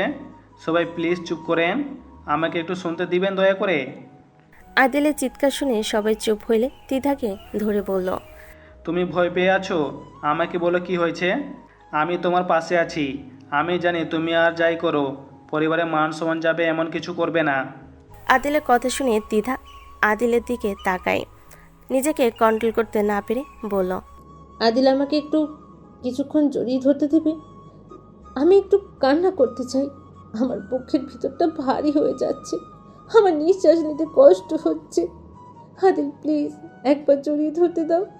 আমি আর কোনো দিন তোমায় জড়িয়ে ধরতে বলবো না, আমার বড্ড কষ্ট হচ্ছে। ওকে ধরো। হচ্ছেটা কি? ওই তোমার বোনের জামাই, তুমি তাকে জড়িয়ে ধরতে চাও মানে? নোংরামি করে এইসব আবার ওর দিকে নজর যাচ্ছে। এই আদিল, ওঠো এখান থেকে। আতিয়া আদিলের হাত ধরে টান দিয়ে নিয়ে যেতে নিবে। তিদার হাত সরিয়ে দিতে যাবে। আদিল তিদার মুখের দিকে তাকিয়ে বলল, হাত ছাড়েন, আমি ওর সাথে কথা বলছি, আমাকে বলতে দেন। আগে বলো কি হয়েছে, আমাকে বলো ত্রিধা। তুমি ভালো করে জানো আমার এক কথা বলতে ভালো লাগে না, আমার রাগ উঠে যায়। তিধা আদিলের কথা শুনে কান্না করতে লাগলো। আদিল সহ্য করতে না পেরে রেগে বলে উঠল, আরে কান্না কেন করছো? কথাটা বলছো না কেন? কি হয়েছে? এভাবে কান্না করে কি বোঝাতে চাচ্ছ? আদিলের ধমক শুনে তিধা ভয়ে বলে ওঠে, আদিল, গতকাল রাতে রোমানের জন্মদিন ছিল। ও একটা পার্টি দিয়েছিল, ওইখানে সবাই গিয়েছিল। রাতুল, সাকিব, শাওন, আমি, রুমানা, রূপাও ছিল। সব কিছু ভালোই চলছিল, সবাই মিলে অনেক মজা করছি। করতে করতে রোমান জোর করে আমায় ড্রিঙ্কস করাতে চায়। আমি করতে না চাইলে ও শুধু তোমার কথা বলে, আমাকে রাগিয়ে দেয়। আমাকে বলে আদি কিছু বলে তো এতক্ষণে করতে, আমাকে তো ভালোবাসো না, আরও অনেক ধরনের কথা বলে। পরে আমি ওর মন রাখার জন্য আর ফালতু কথা না শোনার জন্য ড্রিঙ্কস করতে রাজি হয়ে যাই। আমি ওর দেওয়া ড্রিঙ্কস করার পর মাথা চক্কর দেয়। আমি বাসায় যাওয়ার জন্য বের হতে চাইলে ওরা সবাই জোর করে। আস্তে আস্তে সবাই চলে গেলে আমি বলি যে এখন চলে যাই, বাট ও আমার কথা না শুনে আমার সাথে জোর করতে থাকে। আমি বুঝে পেরে পিছনে ঘুরতেই সাথে সাথে তিধা আর কিছু বলার আগে আদিল মুখে হাত দিয়ে বলল, আর কিছু শুনতে চাই না, আমার শোনার মতো ধৈর্য আর নাই। এইসব হয়ে থাকলে ওই পিক আর ভিডিও তো স্পষ্ট দেখা যাচ্ছে তুই ওর সাথে জোর করে। আদিল, ওই সব এডিট করা, আমাদের মাঝে কিছু হয় নাই। আমি ওকে মাথায় আঘাত করে ওখান থেকে পালিয়ে আসি। তুমি তো জানো আমি ড্রিঙ্কস করলেও আমি ওই অবস্থায় 4 ঘন্টা ঠিক থাকতে পারি। তুমি তো জানোই আমি কেমন। আদিল, আমাকে আর কিছু বোঝাতে হবে না, আমি বুঝেছি। আদিল, আমাকে তুমি বিশ্বাস করছো তো? আমি আসলে কিছু করি নাই, ওসব ভিডিও এডিট করা। আমি তোমার মাথা টাচ করে বলছি, আমি নিজের মাথা টাচ করে মিথ্যা বলতে পারি, কিন্তু তোমাকে টাচ করে আমি মিথ্যা বলবো না, এইটা তো বিশ্বাস করো আদিল। তিধার হাত সরিয়ে দিয়ে বলল, আমি তোমাকে বিশ্বাস করেছি, আমি জানি তুমি কখনোই ওইসব কিছু করবে না। ওয়েট করো, কান্না করো না, তোমার চোখে পানি ফেলো না। আমি ওকে সারা জীবনের কান্না করানোর ব্যবস্থা করছি। আদিল কাউকে কল দিতে যাবে, সাথে সাথে নিধি আদিলের ফোন ধরে বলল, ওর বাবা মা ওকে বিশ্বাস করে না। যেখানে পুরো ফ্যামিলি ওর বিরুদ্ধে, সেখানে তুমি ওকে বিশ্বাস করছো। এখানে হচ্ছেটা কি? কি সম্পর্ক ওর সাথে? তোমরা একে অপরকে আগে থেকে চেনো নাকি? হ্যাঁ চিনি। চিনো? কিভাবে? এই ওয়েট, ওই কি ত্রিধা, মানে তোমার এক্স গার্লফ্রেন্ড, যাকে তুমি নিজে তার নতুন বয়ফ্রেন্ডের হাতে তুলে দিয়েছিলে তার সুখের জন্য? নিধির কথা শুনে আদিলের মাথা নেড়ে হ্যাঁ সূচক উত্তর দিলে সবাই অবাক হয়ে গেল। নিধি বলে ওঠে, কি যে তোমাকে বাজেভাবে ঠকিয়েছিল, আজ সেই মানুষটার পাশে দাঁড়াচ্ছ, আবার তাকে বিশ্বাস করছো। তুমি কি পাগল নাকি? আদিল, তুমি আপুকে আমার সম্পর্ক সব বলেছ? আমি কিছু বলি নাই, তোমাকে পরে বলছি। আমি আগে কল করি একজনকে। আদিল উঠে চলে গেল। কিছুটা দূরে গিয়ে কারোর সাথে কথা বলতে লাগলো। কথা বলা শেষ করে আদিল বাসার ভিতর ঢুকে বলে ওঠে, কাজ হয়ে গেছে, চিন্তা করো না, ওইসব ভিডিও ডিলিট হয়ে যাবে আর রোমানকেও ধরে ফেলবে। তুমি কে যে সব ভিডিও ডিলিট হবে, আবার ওই ছেলেটাকে ধরবে? তোমার একটা কলে এত কিছু হয়ে যাবে? আমার মানুষ আছে। যাই হোক ত্রিধা, চিন্তা করো না আর কান্না বন্ধ করো। আমি তোমাকে বলেছিলাম না তোমার বন্ধু হয়ে সবসময় তোমার পাশে থাকবো, চিন্তা করো না, সব ঠিক হয়ে যাবে। আদিল, আমাকে তুমি ক্ষমা করে দিও। কত ঢং! যে মেয়ে 3 বছরের ভালোবাসা এক নিমেষে শেষ করে দিয়েছিল, যাকে পাগলের মতো ভালোবাসলে সেই তোমাকে অবহেলা করে গেছে, আর আজ তার জন্য এত কিছু। তোমার জায়গায় আমি থাকলে জীবনেও আমার এক্সকে ক্ষমা করে তাকে সাহায্য করতাম না, উল্টা আরও ফাঁসিয়ে দিতাম। নিধির কথা শুনে আদিল হেসে ফেলল। নিধি রেগে তেলে বেগুনে ফুলে উঠল। আদিল নিধির কাছে গিয়ে কাঁধে হাত দিয়ে এক ঝটকায় সরিয়ে দিয়ে বলল, এক্স নিয়ে থাক তুই, আর একটা কথাও আমার সাথে বলবি না। নিধি কথাগুলো বলে দৌড়ে চলে গেল। আদিলের দিকে দ্বিধা তাকিয়ে বলল, এক রাতের ভিতর বউকে সব কিছু বলে দিয়েছো? বউকে এত ভালোবেসে ফেলেছো? আমি নিধিকে কিছু বলি নাই। কিছু বলো নাই, তাহলে আমার সম্পর্কেও কিভাবে জানলো? তোমার মনে আছে আমি তোমাকে রোমানের হাতে তুলে দিয়ে 1 মাস কলেজে যাই নাই? ভ্রমণে গেছিলে? ওই ভ্রমণ করতে গিয়ে আমার লাইফে একটা কাহিনী হয়ে যায়। কিসের কাহিনী? আমরা কিছু ফ্রেন্ড মিলে ওইখানে গেলে আমি একটা জায়গায় আটকে গেছিলাম। সেখানে তোমার বোনের সাথে আমার দেখা হয়। নিধি আর আমি নিজেদের জীবন বাঁচাতে গিয়ে ভুলে একটা বাড়িতে আটকা পড়ে যাই। গ্রামবাসী সকালে আমাদের দেখে ভুল বুঝে আমাদের জোর করে বিয়ে দিয়েছিল। আমি নিধিকে সহ্য করতে পারি নাই, নিধিও না। আমার ফ্রেন্ড গ্রুপ আর রাকিব, সাইকেল, ওরা সবাই গিয়ে আমাদের কাছে পৌঁছে যায়। কি তোমাদের বিয়ে হয়েছিল আগে? হ্যাঁ, নিধি ধর্ষিতা না, আমি ওর হাজব্যান্ড। যাকে নিয়ে এত কিছু বলেছে ওই ছেলে আর কেউ না, আমি। কি তাহলে শাকিল যে বলছে রাকিব তুই ও ছিলি? আমি জানতাম না শাকিল ভাই আমাকে ওইসব পিক দেখায় আর আমাদের নিয়ে ওখানে গিয়েছিল। আমরা তো কিছু জানতাম না। খাবার খেতে গেলে শাকিল পিকগুলো দেখাচ্ছিল, তখন ওইখান থেকে আদিল ভাইয়ের বন্ধু গিয়ে পিকগুলো দেখে এবং আমাদের ধরে। তারপর শাকিল আমাদের নিয়ে যায়।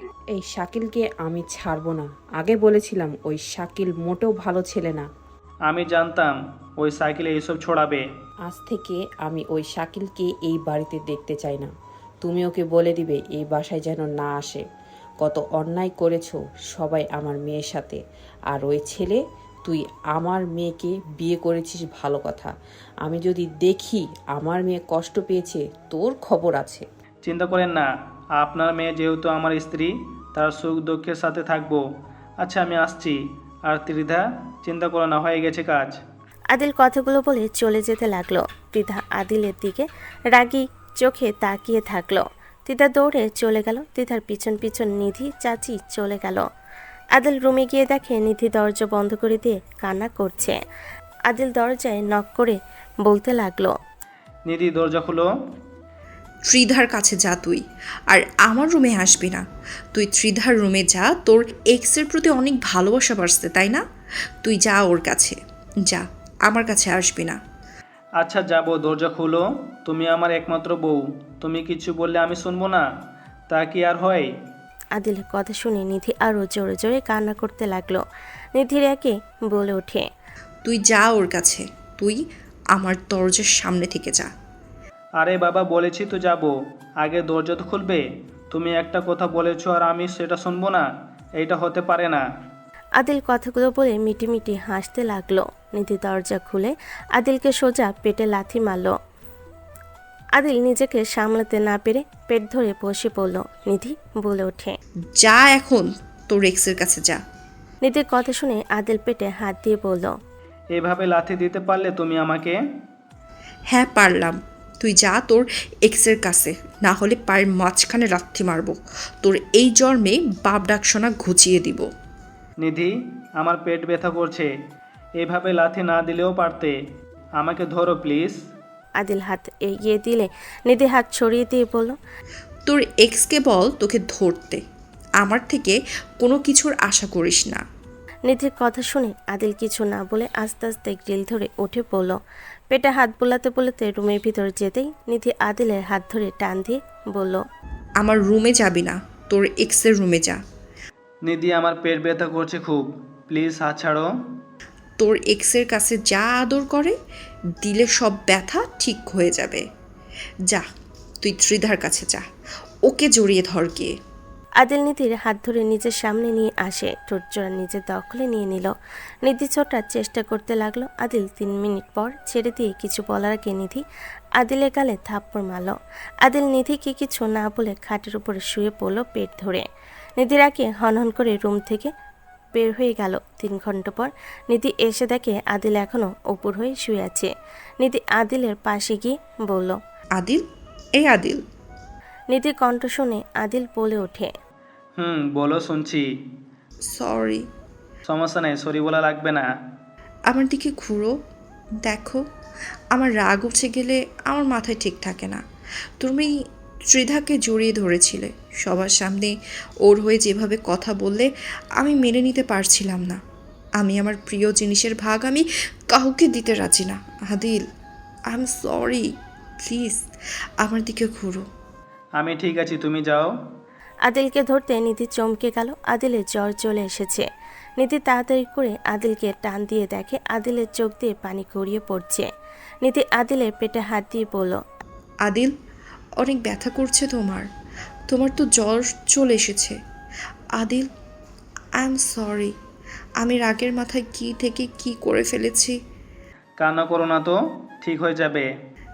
আমার সাথে এখনই হসপিটালে চলো। যেতে হবে না, আমার পেট ব্যথা ঠিক হয়ে গেছে, তুমি চিন্তা করো না। আদিল কথাটা বলে ওয়াশরুমে চলে গেল। আদিল গোসল করে ওয়াশরুম থেকে বের হয়ে ড্রেসিং টেবিলের সামনে গিয়ে চুলে হেয়ার ড্রাই করে নিলে নিধি আদিলের পেছন থেকে জড়িয়ে ধরে কান্না করতে করতে বলে, আদিল, আমি তোমাকে ভালোবাসি। আমি তোমাকে অন্য কারোর সাথে ভাগ করতে পারবো না। তুমি প্লিজ আমাকে ছেড়ে চলে যাবে না, বলো। নিধি কথা শুনে আদিল আয়নার দিকে তাকিয়ে থেকে নিধিকে দেখতে লাগলো। আদিল নিধির দিকে ঘুরে চোখের পানি মুছে দিয়ে বলল, আমি তোমাকে স্ত্রী হিসেবে যেহেতু মেনে নিয়েছি, সেখানে আমি তোমাকে ছেড়ে দিব না, এইটা নিশ্চিন্তায় থাকো। আমাকে ক্ষমা করে দাও। রাগের বশে তোমার পেটে লাথি দেওয়াটা ঠিক হয় নাই। তুমি অনেক ব্যথা পাইছো, তাই না? না, তেমন পাই নাই, বাদ দাও, আমি এখন বের হব। আদিল নিধিকে সরিয়ে দিয়ে আলমারি থেকে পোশাক বের করে পরে নিল। আদিল নিধির দিকে না তাকিয়ে চলে গেল। আদিল রাত 10টায় কলিং বেল বাজলে কাজের লোক দরজা খুলে দিল। আদিল ভিতরে ঢুকলে দেখে সবাই বসে আছে। আদিলের চোখ লাল দেখে আদিয়ার বুকের ভেতর কেঁপে উঠল। আদিলকে দেখে নিধি বলে ওঠে, আদিল, সারাদিন কোথায় ছিলে? এত রাত করে আসলে?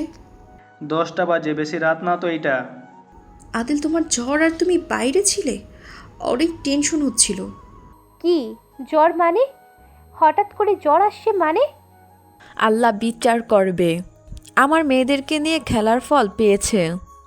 আমার মেয়েকে অসভ্য ছেলের হাতে তুলে দিয়েছে। নিজের অন্য মেয়েকে নিয়ে সুখে থাকা চাইছিল, এখন সেটা শাস্তি পাইছে। কাকি, ফালতু কথা বলবেন না। আপনার মেয়ে বেশি চালাক। গরিব দেখে ওকে ছেড়ে বড়লোক বাবার ছেলেকে ধরছিল। সেখানে আবার কথা বেশি বলবেন না। আম্মু কি যাতা বলছো? আদিল জ্বর তো ঘুরে বেড়াচ্ছে কেন? যাও রুমে গিয়ে ফ্রেশ হয়ে নাও আপু, তোমার খাবার নিয়ে যাবে। আমি খেয়ে এসেছি, আর খাবো না। আমার মেয়ে তোর জন্য না খেয়ে থাকে আর তুই বাহির থেকে খাবার খেয়ে আসিস? নিধির আম্মুর কথা শুনে আদিল অবাক হয়ে তাকিয়ে বলল, নিধি, আমার এটা পছন্দ না। আমার জন্য কেউ কষ্ট পাক বা কেউ না খেয়ে থাকুক, এইসব আমি চাই না। তাই নাকি? কাউকে কষ্ট পাওয়া বুঝি দেখতে পারো না? একটু ভালো করে ভেবে দেখো তো। কাউকে দিনের পর দিন কষ্ট দিয়ে যাচ্ছ, সেদিকে কোনো খেয়াল নেই, কিন্তু বইয়ের দিকে খুব খেয়াল। আদিয়ার কথা শুনে আদিল চুপ হয়ে গেল। নিধির আম্মু বলে ওঠে, আমার মেয়ের দিকে খেয়াল রাখা কিছু না। এই বাড়িতে আরাম করে বসেছে, না কোনো কাজ করে না, কিছু করে পায়ের উপরে বসে খাচ্ছে। ফকিন্নি কোথাকার, বড়লোকের মেয়েকে বিয়ে করে আর ঘাট থেকে নামার নাম নেই। আম্মু, ফালতু কথা বলো না। তুমি আদিলকে আর একটা বার খোঁটা দিয়ে কথা বললে আমি ওকে নিয়ে এখান থেকে চলে যাব। আদিল কিছু না বলে চলে গেল। আদিলের চোখ দিয়ে পানি টপ করে গড়িয়ে পড়ে। আদিল চোখ মুছে ফেলল। দ্বিধা নিধিকে বলল, আপু, আদিলের মন খারাপ, তুমি ওর কাছে যাও, ওর তোমাকে প্রয়োজন। দিদার কথা শুনে নিধি চলে গেল। আতিয়া মনে মনে কিছু ভাবতে লাগলো। নিধি চলে গেল। আদিলকে উপর হয়ে শুয়ে থাকতে দেখে নিধি আদিলের পিঠের উপর মুখ ঠেকিয়ে হালকা করে কামড় দিয়ে বলে, জান, কি হয়েছে তোমার? আমাকে বলো। আমি দেখি আমার জানকে সাহায্য করতে পারি কিনা। নিধি আমার ঘুম পাচ্ছে, বিরক্ত করো না। কি হয়েছে? তুমি আমার সাথে এমন করছো কেন? ঘুমাতে দাও। আমার দিকে তাকাও, দেখি কি হয়েছে তোমার। আদিলকে বিরক্ত করলে আদিল নিজের রাগ কন্ট্রোল করতে না পেরে উঠে ধমক দিয়ে বলল, সমস্যা কি তোমার? বারবার বলছি ঘুমাবো, কানে ভিতরে যায় না? বুঝতে পারছো না আমার বিরক্ত লাগছে? বারবার কেন বিরক্ত করছো? আমাকে প্লিজ শান্তিতে ঘুমাতে দাও। আদিলের কথা শুনে নিধি হতভম্ব হয়ে গেল। নিধি আদিলের দিকে এক পলকে তাকিয়ে থাকলো। আদিল উপর হয়ে শুয়ে পড়ল। নিধির চোখ দিয়ে পানি গড়িয়ে পড়তে লাগলো। নিধি রাগ করে ঘুরে শুয়ে থেকে চোখের পানি ফেলতে লাগলো। আদিল ঘুমানোর চেষ্টা করতে লাগলো। এক পর্যায়ে আদিল ঘুমিয়ে গেল। সকালে আদিলের ঘুম ভাঙলে দেখে নিধি নাই। আদিল উঠে চেষ্টা করলো। আদিলের মাথা ঘুরে পড়ে যেতে লাগলো। আদিল কিছুক্ষণ বসে থেকে উঠে দাঁড়ালো। আদিল অনেক কষ্টের ওয়াশরুমে চলে গেল। আদিল ফ্রেশ হয়ে নিল। আদিল রুম থেকে বের হলো। আদিল নিচে গিয়ে দেখে সবাই বসে থেকে চা খাচ্ছে আর কথা বলছে। আদিল নিচে গেলে দ্বিধা বলে, আদিল, তোমার কিছু হয়েছে নাকি? তোমার চোখগুলো কেমন লাল হয়ে আছে। তুমি কি রাতে কান্না করছো? তোমার এই রকম লাল চোখ তো কান্না করলে হয়। এই, তুই ওকে নিয়ে এত কথা বলবি না। এইসব শুনলে মেজাজ গরম হয়। নিধির জামাই নিধিকে দেখে দিবে। তুই পাকনামি করবি না। মিসেস আতিয়া, আপনার সাথে আমার কিছু কথা বলার ছিল। যদি অনুমতি দেন তাহলে কথাগুলো বলতে পারি। বেয়াদ্দব একটা ছেলে, আমার নাম ধরে ডাক দাও। ক্ষমা করবেন, আমি বেয়াদব, আমি বোখাটে, আমি খারাপ একটা ছেলে। আমার ভিতরে কোনো মায়া দয়া কিছু নাই। এসব আজাইরা কথা শোনার টাইম নেই। কি বলতে চাও সোজা বলো। আপনার কাছে আমি একটা দিন চাই, আমাকে দিবেন? আপনি যদি আমাকে একটা দিন দেন তাহলে আমি সারা জীবনের মতো এখান থেকে চলে যাব। আমি আর কোনোদিন এই শহরে আসবো না। আদিলের কথা শুনে সবাই অবাক হয়ে গেল। আশিক রেগে আদিলের দিকে তেড়ে আসলো। আদিলের কলার ধরে বলল, তোর এত বড় সাহস আমার স্ত্রীকে সবার সামনে বলি তোকে সময় দিতে? তোর সাহস দেখে আমি সত্যিই অবাক হচ্ছি। তুই এত সাহস কোথায় পাস? আমি বরাবরই এমন, আমার কারো থেকে সাহস পেতে হয় না। আমি যা বলি তাই করি, আর সাহস এমনই। আদিলের কথা শুনে আশিক মুখে ঘুষি মারলে আদিল আতিয়ার পায়ের কাছে গিয়ে বলল। আতিয়া আদিলকে সরিয়ে দিতে যাবে। আদিলের শরীরে জ্বর দেখে চমকে গেল। আতিয়া উঠে পড়ল, আদিলকে তুলে পড়ল। নিধি, এত জামাই জামাই করো। জামাইয়ের জ্বরে শরীর পুড়ে যাচ্ছে, সেদিকে কোনো খেয়াল তো নেই তোমার দেখি। আমি তাকে ধরলে সেই বিরক্ত হয়, আমি কিছু বললে তার বিরক্ত লাগে। সেখানে আমি আর কি করতে পারবো, যেখানে আমার সব কিছু তার বিরক্ত লাগে। চুপ করো, যাও তোমার জামাইকে নিয়ে খাওয়াও, মেডিসিন খাইয়ে দাও। ম্যাম, আমার কথাগুলো একটু শুনবেন প্লিজ। আমাকে কি একটা দিন সময় দেওয়া যাবে? আমি শুধু একটা দিন সময় চাই। আমাকে প্লিজ একটা দিন সময় দেন, আমি আর আপনার সামনে আসবো না। এসব আজাইরা কথা বলো না। নিধি, নিয়ে যাও তোমার স্বামীকে। আতিয়ার কথা শুনে নিধি আদিলের হাত ধরে বলে, চলো। ম্যাম, আমি আপনার সাথে কথা বলছি, আমায় কি একটা দিন সময় দেওয়া যায় না? আপনাকে আমি সুযোগ করে দিচ্ছি। ম্যাম, আমাকে আপনার মতো করে সময় দিলে আমি আপনাকে আর বিরক্ত করব না। ম্যাম প্লিজ, আমাকে একটা দিন সময় দেন। জ্বর এসেছে, উল্টোপাল্টা কথা বলা শুরু করেছে। নিয়ে যাও, মেডিসিন খাইয়ে দাও, খাবার খাইয়ে। আদিল, পাগলামো করো না, উল্টাপাল্টা কথা বলো না। এখন এখান থেকে চলো, খাবার খেয়ে মেডিসিন খেয়ে নাও। ম্যাম, আমার প্রশ্নের উত্তর দেন। আপনার থেকে আমি শুধু শুনতে চাই, আপনি কি আমাকে একদিন সময় দিবেন? হয় হ্যাঁ বলেন, আর না হয় না বলবেন।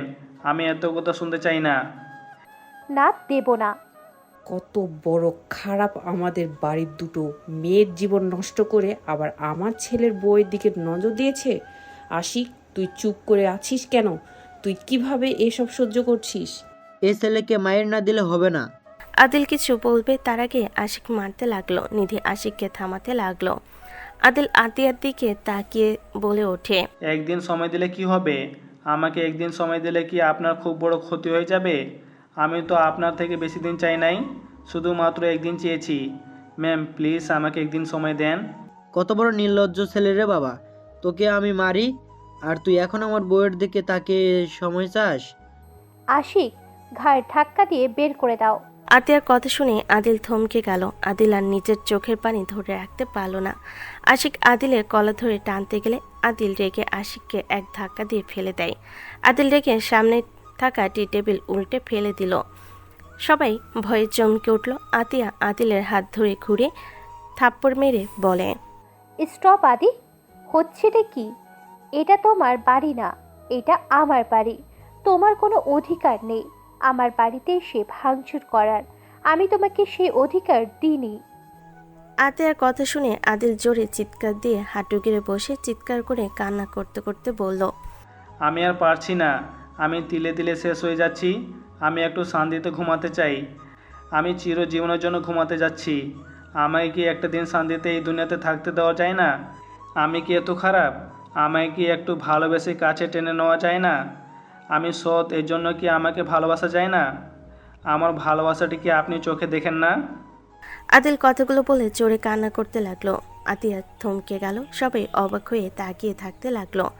আদিলের কথা শুনে আতিয়া কয়েকবার পিছিয়ে বলে ওঠে, চিরজীবনের মতো ঘুমাতে যাচ্ছ মানে? সেটা আপনার শুনে কী লাভ? আমার জন্য তো কারো সময় হয় না। সবাই সবার সুখের কথা ভাবলেন। আমি যে একজন মানুষ, আমার যে কিছু চাওয়া পাওয়া আছে, সেটা তো কেউ দেখতে চান না, বুঝতে চান না। আমার কি অপরাধ ছিল? আমাকে কেন এত কষ্ট দিচ্ছেন? আমাকে একটু শান্তি দিন না। আমি আর নিতে পারছি না। আমার খুব কষ্ট হয়। কেন বুঝেন না? আমার প্রিয় মানুষগুলোকে আমার কাছে লাগবে। কেন আপনারা বুঝেন না? আমারও তো শান্তিতে বাঁচতে ইচ্ছা হতো। কেন সবাই আমাকে এভাবে পর করে দিলেন? আমি আর সত্যি নিতে পারছি না। আমার খুব কষ্ট হচ্ছে। আমাকে একটু বুকে জড়িয়ে নেন না। আমি আপনার কাছে ভিক্ষা চাচ্ছি। শুধু একবার আমাকে বুকে জড়িয়ে নেন না। আদিল আতিয়ার সামনে হাত জোর করে কান্না করতে করতে কথাগুলো বলল। আতিয়ার চোখ দিয়ে পানি গড়িয়ে পড়ছিল। আদিল আতিয়ার পা জড়িয়ে ধরে কান্না করতে করতে বলে, আমাকে একটু কোলে ঘুমাতে দেন না। আমি আর কখনোই আপনায় বিরক্ত করব না। কখনোই আমি আপনার প্রিয় জিনিস কেড়ে নিব না। আমি আপনার কোনো কিছু ভিতরে ভাগ বসাবো না। প্লিজ আমাকে আপনি একবার সেই নাম ধরে ডাক দেন না। আমি আপনাকে ছাড়া ভালো নেই। আমি আপনাকে অনেক ভালোবাসি ম্যাম। আপনাকে আমি কিভাবে বোঝাবো? আমার বুকের ভিতরটা যদি কেটে দেখানো যেত, আমি আপনাকে দেখাতাম। প্লিজ একবার আমাকে আগের মতো ভালোবাসুন না। আদিলের কথা শুনে চাচি বলে, ছি ছি, কি খারাপ একটা ছেলেকে তোরা চয়েস করেছিস। দেখ কি বলে, বউ সামনে থাকার পরেও বউয়ের ভাবিকে বলে ভালোবাসে, আবার বুক কেটে দেখানোর গেলে দেখাতো। নিধি রেগে আদিলের কাছে গিয়ে ধরে থাপ্পড় মারতে যাবে। আতিয়ার সাথে সাথেই ধরে ফেলো। সবাই অবাক হয়ে তাকালো। আদিল আতিয়াকে বলল, প্লিজ আপনি আমাকে ক্ষমা করে দেন। এখান থেকে চলে যাও, এইসব নাটক আমার সামনে করো না। ওকে ম্যাম, আমি চলে যাব। আপনার কাছে ক্ষমা চাচ্ছি এতক্ষণ ধরে নাটক করার জন্য। ম্যাম, আমি যেদিন জেনেছি আপনার সাথে মম খুব খারাপ ব্যবহার করেছে, আপনার বাসা থেকে বের করে দিয়েছে, আমি লন্ডন থেকে এসে এসব জানার পর আমি আমার ফ্যামিলিকে ছেড়ে দিয়েছি। আমি তার সাথে কথাও বলি নাই ভালো করে। ম্যাম, আমার স্বপ্ন ছিল দেশে গিয়ে আপনাকে সারপ্রাইজ দিব, কিন্তু সেদিন আমি নিজেই সারপ্রাইজ হয়ে গেছিলাম। ম্যাম, আপনাকে আমি অনেক জায়গায় খুঁজেছি। আমি আমার ফ্যামিলির সাথে একেবারে সম্পর্ক বিচ্ছেদ করে দিয়েছিলাম। ম্যাম, আমি আপনাকে অনেক ভালোবাসি। যেখানে আপনার জায়গা হয় নাই, সেখানে আমি থাকবো, সেটা কখনোই হতে পারে না। কি, তুমি 15 বছরের ঘর ছাড়া হয়েছ?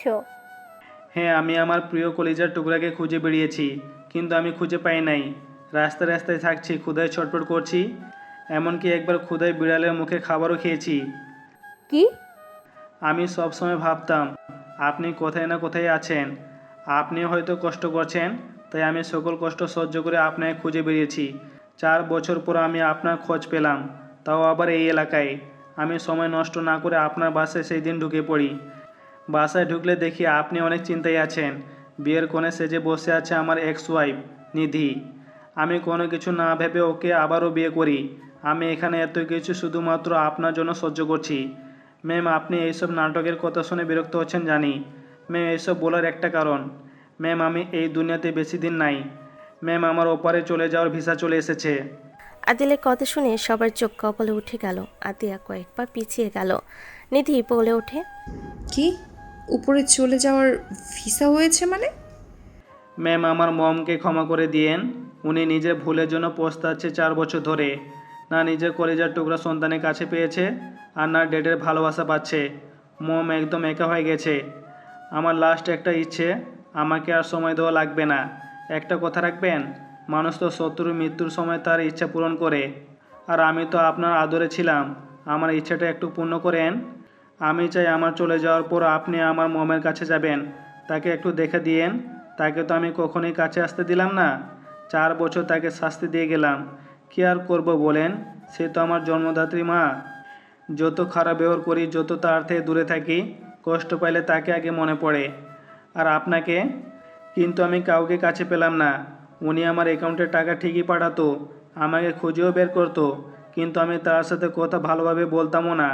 শুধু টাকা নেওয়ার এই পর্যন্ত সম্পর্ক ছিল। আর যখন আপনাকে পেলাম, তখন আমি নিজেই গতকাল জানতে পারলাম আমি লাস্ট ভিসা নিয়ে এই দুনিয়াতে আছি। যখন তখন এই দুনিয়া ছাড়তে হবে, তাই আপনার কাছে একটা দিন চাচ্ছিলাম। যদি দিতেন তাহলে একটু মনকে সান্ত্বনা দিতে পারতাম। যাই হোক, যদি মনে হয় তাহলে আমার মমকে একটু নিজের মা ভেবে তার কাছে যাবেন। আদিল কথাগুলো বলে কান্না করতে লাগলো। আতিয়া দৌড়ে গিয়ে আদিলকে জড়িয়ে ধরে হাউমাউ করে কান্না করতে লাগলো। আতিয়া কান্না করতে করতে বলল, আমার তোর উপরে কোনো রাগ নেই ভাই আমার। আমি শুধু চাইছি তুই যেন ভালো থাকিস। আমি যদি জানতাম তুই আমার জন্য দেশে এসেছিস, রাস্তায় রাস্তায় থাকছিস, আমার জন্য এত কিছু করছিস, আমি কোনোদিনও তোর থেকে নিজেকে আড়াল করতাম না। আমাকে ক্ষমা করে দে ভাই। আমি সত্যিই জানতাম না। আমি তখনই ছুটে তোর কাছে যেতাম। দরকার হলে আমি তোকে আমার কাছে রাখতাম। আমি তোকে এই হাতে বড় করেছি, যাকে আমি একটা ফুলের টোকা লাগতে দিইনি, আর সেই ভাইকে আমি এত কষ্ট দিয়েছি। সেই ভাই নাকি আমার জন্য এত কষ্ট করেছে। আমি তোর কিছু হতে দেব না। যত বড় ডাক্তার আছে আমি সব ডক্টরের কাছে নিয়ে যাব। আমি তোর কিছু হতে দেব না ভাই। আতিয়ার কথা শুনে সবার চোখ দিয়ে পানি গড়িয়ে পড়তে লাগলো। সবাই অবাক হয়ে তাকালো। আদিল আতিয়াকে জড়িয়ে ধরে বলল, আপু, আমার হাতে বেশি সময় নাই, আমার বাঁচার চান্স অনেক কম। আপু, তুমি প্লিজ আমার মমকে নিজের মম ভেবে নাও না। তাকে প্লিজ সান্ত্বনা দেওয়ার জন্য হলেও তার পাশে থাকো। চুপ কর, তোর কিছু হবে না। আল্লাহ আমার সাথে এমন অন্যায় করতে পারে না।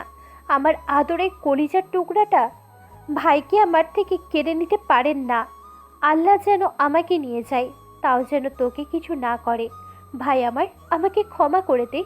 আমি এতদিন তোর সাথে খারাপ ব্যবহার করে নিজে ভালো ছিলাম না রে ভাই। আমি ভিতরে জ্বলে পুড়ে যাচ্ছিল। আমি ভেবেছিলাম যত কষ্টই হোক, তোকে এমন ব্যবহার করলে সহ্য করতে না পেরে মমের কাছে চলে যাবি। আমি চাই নাই মম ড্যাডের থেকে তুই দূরে চলে যা। এইসব হচ্ছেটা কি? আতিয়া এইসব কি বলছে? এই ছেলের সাথে তোমার কি সম্পর্ক? আর তোমার মম ড্যাড মানে? আর এই গরিব ঘরের ছেলে কিভাবে লন্ডনে পড়াশোনা করতে পারে?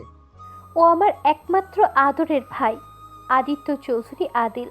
আমার কলিজার টুকরা, যার জন্য আমি মাঝে মাঝে কান্না করে উঠতাম। তুমি মাঝে মাঝে আমাকে কান্না করতে দেখতে, আমাকে বলতে না কেন কান্না করি। আমি প্রতিবার এড়িয়ে গেছি। আজ বলছি, আমি আমার এই ছোট্ট ভাইয়ের জন্য কান্না করতাম। আমি ওকে ছোট থেকে নিজের হাতে বড় করেছি। 10 বছরের সময় ওকে দেশের বাইরে পড়াশোনার জন্য পাঠালে আমার কলিজা ছিঁড়ে যাচ্ছিল। সেই ছোট্ট ভাই আমার কত বড় হয়ে গেছে, আর সেই ভাইকে আমি কিভাবে আমার আগে মৃত্যু হতে দেখব। আল্লাহর কাছে আমি দোয়া করব, আমার জীবন নিয়ে যেন তাকে বাঁচিয়ে দেয় ভাই আমার। আপু, প্লিজ এসব বলো না। আমার আগে তোমার মৃত্যু আমি মেনে নিতে পারবো না। আপু, আমি তো এই দুনিয়াতে থাকবো না। আপু, আমি তোমার হাতে আরেকটা দায়িত্ব দিতে চাই। বাজে কথা বলিস না, তোর কিচ্ছু হবে না। আপু, নিধিকে আমি ভালোবাসি। নিধি অনেক ভালো মেয়ে। তুমি ওকে ভালো একটা ছেলের সাথে বিয়ে দিবে, ওর যেন কষ্ট না হয়। তুমি ওকে ভদ্র নম্র ভালো একটা ছেলের সাথে বিয়ে দিবে। গরিব হলেও সমস্যা নাই, তুমি ওই ছেলেকে প্রতিষ্ঠান করে দিবে। টাকা পয়সা যত চাই সব দিও, তাও যেন ওকে কষ্ট না দেয়। আমি ওইটা সহ্য করতে পারবো না। আদিলের কথা শুনে সবার চোখের পানি গড়িয়ে পড়তে লাগলো। নিধি সহ্য করতে না পেরে আদিলের হাত ধরে ঘুরিয়ে কলার চেপে ধরে বলল, তুই আমার বিয়ে ঠিক করে ফেলেছিস। আমাকে একা রেখে তুই যেতে পারবি না। তোর কিছু আমি হতে দিব না। আল্লাহর কাছে আমি তোর প্রাণ ভিক্ষা চাইব, তুই না থাকলে আমিও এই দুনিয়া থেকে বিদায় নেব। আমি তোকে ভালোবাসি, আমি তোকে বলেছিলাম তোর পাশে সারা জীবন থাকবো। তুই না থাকলে এই দুনিয়াতে আমিও থাকবো না। এই হাত যেহেতু ধরেছি, সেই হাত আমি কোনোদিনও ছাড়বো না। আত্মহত্যা করা মহাপাপ, তুমি এসব করতে পারবে না। আমার কসম তুমি এটা করবে না। Adil, just shut up. একদম কসম দিবে না। তোমার কসম তুমি তুললো বলছি। না, তুমি কোনো কিছু করবে না। তোমার সুন্দর একটা ভবিষ্যৎ আছে। শোনো, আমি মারা গেলে তুমি অনেক সুখে থাকবে। আপু আমার কথা কখনোই ফেলবে না। তোমাকে অনেক ভালো ছেলের সাথে বিয়ে দিবে। ওই ছেলেটা তোমাকে অনেক ভালোবাসবে। তখন আর তোমাকে আমার মনে পড়বে না। আদিলের কথা শুনে নিধি হাত দিয়ে মুখ চুপ করিয়ে শক্ত করে জড়িয়ে ধরে বলল, আমি তোমাকে ভালোবাসি। আমি অন্য কাউকে আর তোমার জায়গায় বসাতে পারবো না। তুমি তোমার কসম তুলে নাও। মরলে একসাথে মরবো, বাঁচলে একসাথে বাঁচবো। আমি তোমার মৃত্যু সহ্য করতে পারবো না। আমি তোমাকে ভালোবাসি আদিল। তুমি প্লিজ আমাকে একা করে চলে যেও না। এটা সম্ভব না। আল্লাহ যখন যাকে ডাক দিবে তাকে যেতে হবে। আদিলের চোখ রাকিবের দিকে গেলে আদিল বলে ওঠে। রাকিব শোনো। আদিল রাকিবের কাছে আসলে আদিল রাকিবের হাত ধরে বলে, রাকিব, তুমি তো এতিম ছেলে। তুমি কি চাও না একটা ভালো লাইফস্টাইল পাও? তুমি অনেক ভালো একটা ছেলে। আমি চাই তুমি নিধিকে বিয়ে করো। আদিল, কি বলো এইসব? নিধিকে আমি আপু হিসেবে দেখি। দেখো, আমি জানি তুমি একটু একটু নিধিকে পছন্দ করো। আমি তোমার চাউনিতে জেলাসি আমি দেখেছি। তুমি যদি নিধিকে বিয়ে করো তাহলে তুমি ভালো একটা লাইফস্টাইল পাবে। আদিল, চুপ করো, ফালতু কথা বলো না। তুমি আর একটা কথাও বলবে না। আমি কাউকে বিয়ে করব না। তুমি আমার প্রথম, তুমি আমার শেষ ভালোবাসা। তুমি প্লিজ চুপ করো। রাকিব, আমার কথা বুঝতে পারছো? তুমি যদি ওকে বিয়ে করো তাহলে তুমি জিতবে। আদিল, তোমার কিচ্ছু হবে না। আপু তোমাকে অনেক ভালোবাসে, তুমি সুস্থ হয়ে যাবে। আমার বেঁচে থাকার সম্ভাবনা অনেক কম। শোনো, তুমি যদি নিধিকে বিয়ে করো তাহলে তোমাকে আমি কোম্পানি ম্যানেজার পদ দিব। তোমার লাইফ সেটেল হয়ে যাবে। তুমি শুধু নিধিকে ভালো রাখবে, তাতে তোমার লাইফ আরও সুন্দর করে দিব। এই দুনিয়াতে বাঁচতে গেলে টাকা বেশি দরকার। আমি এত বছরে বুঝে গেছি টাকা ছাড়া কোনো মূল্য নাই ছেলে মানুষের। আমাকে গরিব দেখে ত্রিদা 3 বছরে ভালোবাসা বিচ্ছেদ করে রোমানের হাত ধরেছিল। দ্বিধা মাথা নিচের দিকে করলো। সবাই অবাক হয়ে তাকিয়ে আছে আদিলের দিকে। চাচি বলে ওঠে, এই ছেলের মাথা খারাপ হয়ে গিয়েছে। নিধির ওকে রুমে নিয়ে যা। ও উল্টাপাল্টা বকবক করছে। এ গ্রুপের নাকি ম্যানেজার করে দিবে।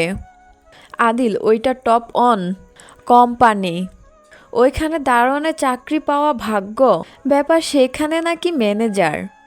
আদিল, তুমি যাও নিধির সাথে রুমে। রাকিব, আমার কথা শুনছো? তুমি নিধিকে বিয়ে করবে বলো, আমি তোমাকে সত্যি ম্যানেজার বানিয়ে দিব। আদিল, শান্ত হও। এইসব আবোল তাবোল কথা বলো না। শোনো, তোমার কিচ্ছু হবে না। আল্লাহর কাছে দোয়া করি সুস্থ হয়ে যাও। আর যদি তোমার কিচ্ছু হয়, আমি তোমাকে কথা দিচ্ছি আমি নিধি আপুকে বিয়ে করব। আমি এতদিন পড়াশোনা করে ভাবি বলছে তার কোম্পানিতে ভালো একটা পদ দিবে। সত্যি তুমি বিয়ে করবে? ধন্যবাদ ভাই। আপু, ওই বিয়ে করলে ওই ভালো রাখলে ডেটকে বলে দিও। আদিল, শান্ত হ। ফোন দে ভাই, আমি মম ড্যাডকে কল দিই। কল দিতে হবে না, ওরা এখানে চলে আসবে। আমি হসপিটাল থেকে বের হয়ে এই ঠিকানায় দিয়েছিলাম আর আজকে আসতে বলেছিলাম। হয়তো তারা রওনা দিয়েছে। মম ড্যাড আসবি এখানে? হ্যাঁ। দিদা আদিলের কাছে এসেছে। আদিলের পা জড়িয়ে ধরে কান্না করতে করতে বলল, আদিল, আমাকে ক্ষমা করে দাও। আমি তোমার ভালোবাসাটা বুঝতে পারি নাই। আমি যদি লোভ না করতাম তাহলে হয়তো তোমাকে কষ্ট দিতাম না। আদিল, আমাকে ক্ষমা করে দিও প্লিজ। ত্রিধা, আমার তোমার উপরে কোনো রাগ নাই। তুমি আমাকে ছেড়ে না দিলে কখনোই নিধির মতো জীবনসঙ্গী পেতাম না। কিন্তু ভাগ্য খারাপ যে। আদিল আর কিছু বলতে যাবে, হঠাৎ করে ফোন বাজলে আদিল ফোনটা বের করলে আতিয়া বলে, আদিলকে ফোন দিয়েছে। বুঝতে পারছি না, মম ড্যাডের নতুন নাম্বার নাকি? কল রিসিভ করি। আদিল কল রিসিভ করলে লাউড স্পিকার দিয়ে বলে, আদিল স্পিকারে দিলে ওপাশ থেকে যা শুনল সবাই খুশি হয়ে গেল। নিধি শক্ত করে জড়িয়ে ধরল। আদিল কথাগুলো শুনে নিধিকে এক হাত দিয়ে জড়িয়ে দীর্ঘশ্বাস ফেলে রাগে দাঁতে দাঁত চেপে বলে, হালার পুত, তোকে ডাক্তারি শিখাবো জন্মের মতো। তোর ভাগ্য ভালো যে তোরা এটার জন্য আমার বোন আমার সাথে ভালোভাবে কথা বলছে, না হলে আমি তোকে এখন খুন করে ফেলতাম। আর নেক্সট টাইম যদি উল্টোপাল্টা রিপোর্ট দেস কাউকে। আদিলের মাথায় হালকা করে থাপ্পড় মেরে আতিয়া বলে ওঠে, ফাজিল, এসব কী ধরনের কথা? আল্লাহর কাছে হাজার হাজার শুক্রিয়া যে তোমার ওই রিপোর্ট তোমার না, অন্য কারোর। Thank you god. আদিলকে জড়িয়ে ধরলে আদিল ফোন রেখে দিল। আদিল নিধিকে ছেড়ে দিলে আদিল বলে ওঠে, একদিকে ভালোই হয়েছে তুমি আমাকে ভাই বলছো, তুমি আমার সাথে ভালোভাবে কথা বলছো। আপু তুমি প্লিজ এখন আবার কথা বলা বন্ধ যেন না করে দাও। আমি এমনিতে তিলে তিলে মারা যাচ্ছি, তোমাকে ছাড়া আমি ভালো নাই আপু। রাগ করবো কি? এই না না, রাগ করার দরকার নাই। দুজন হেসে দিল। দুই ভাই বোন দুষ্টামি করতে নিলে সবাই হেসে দিল।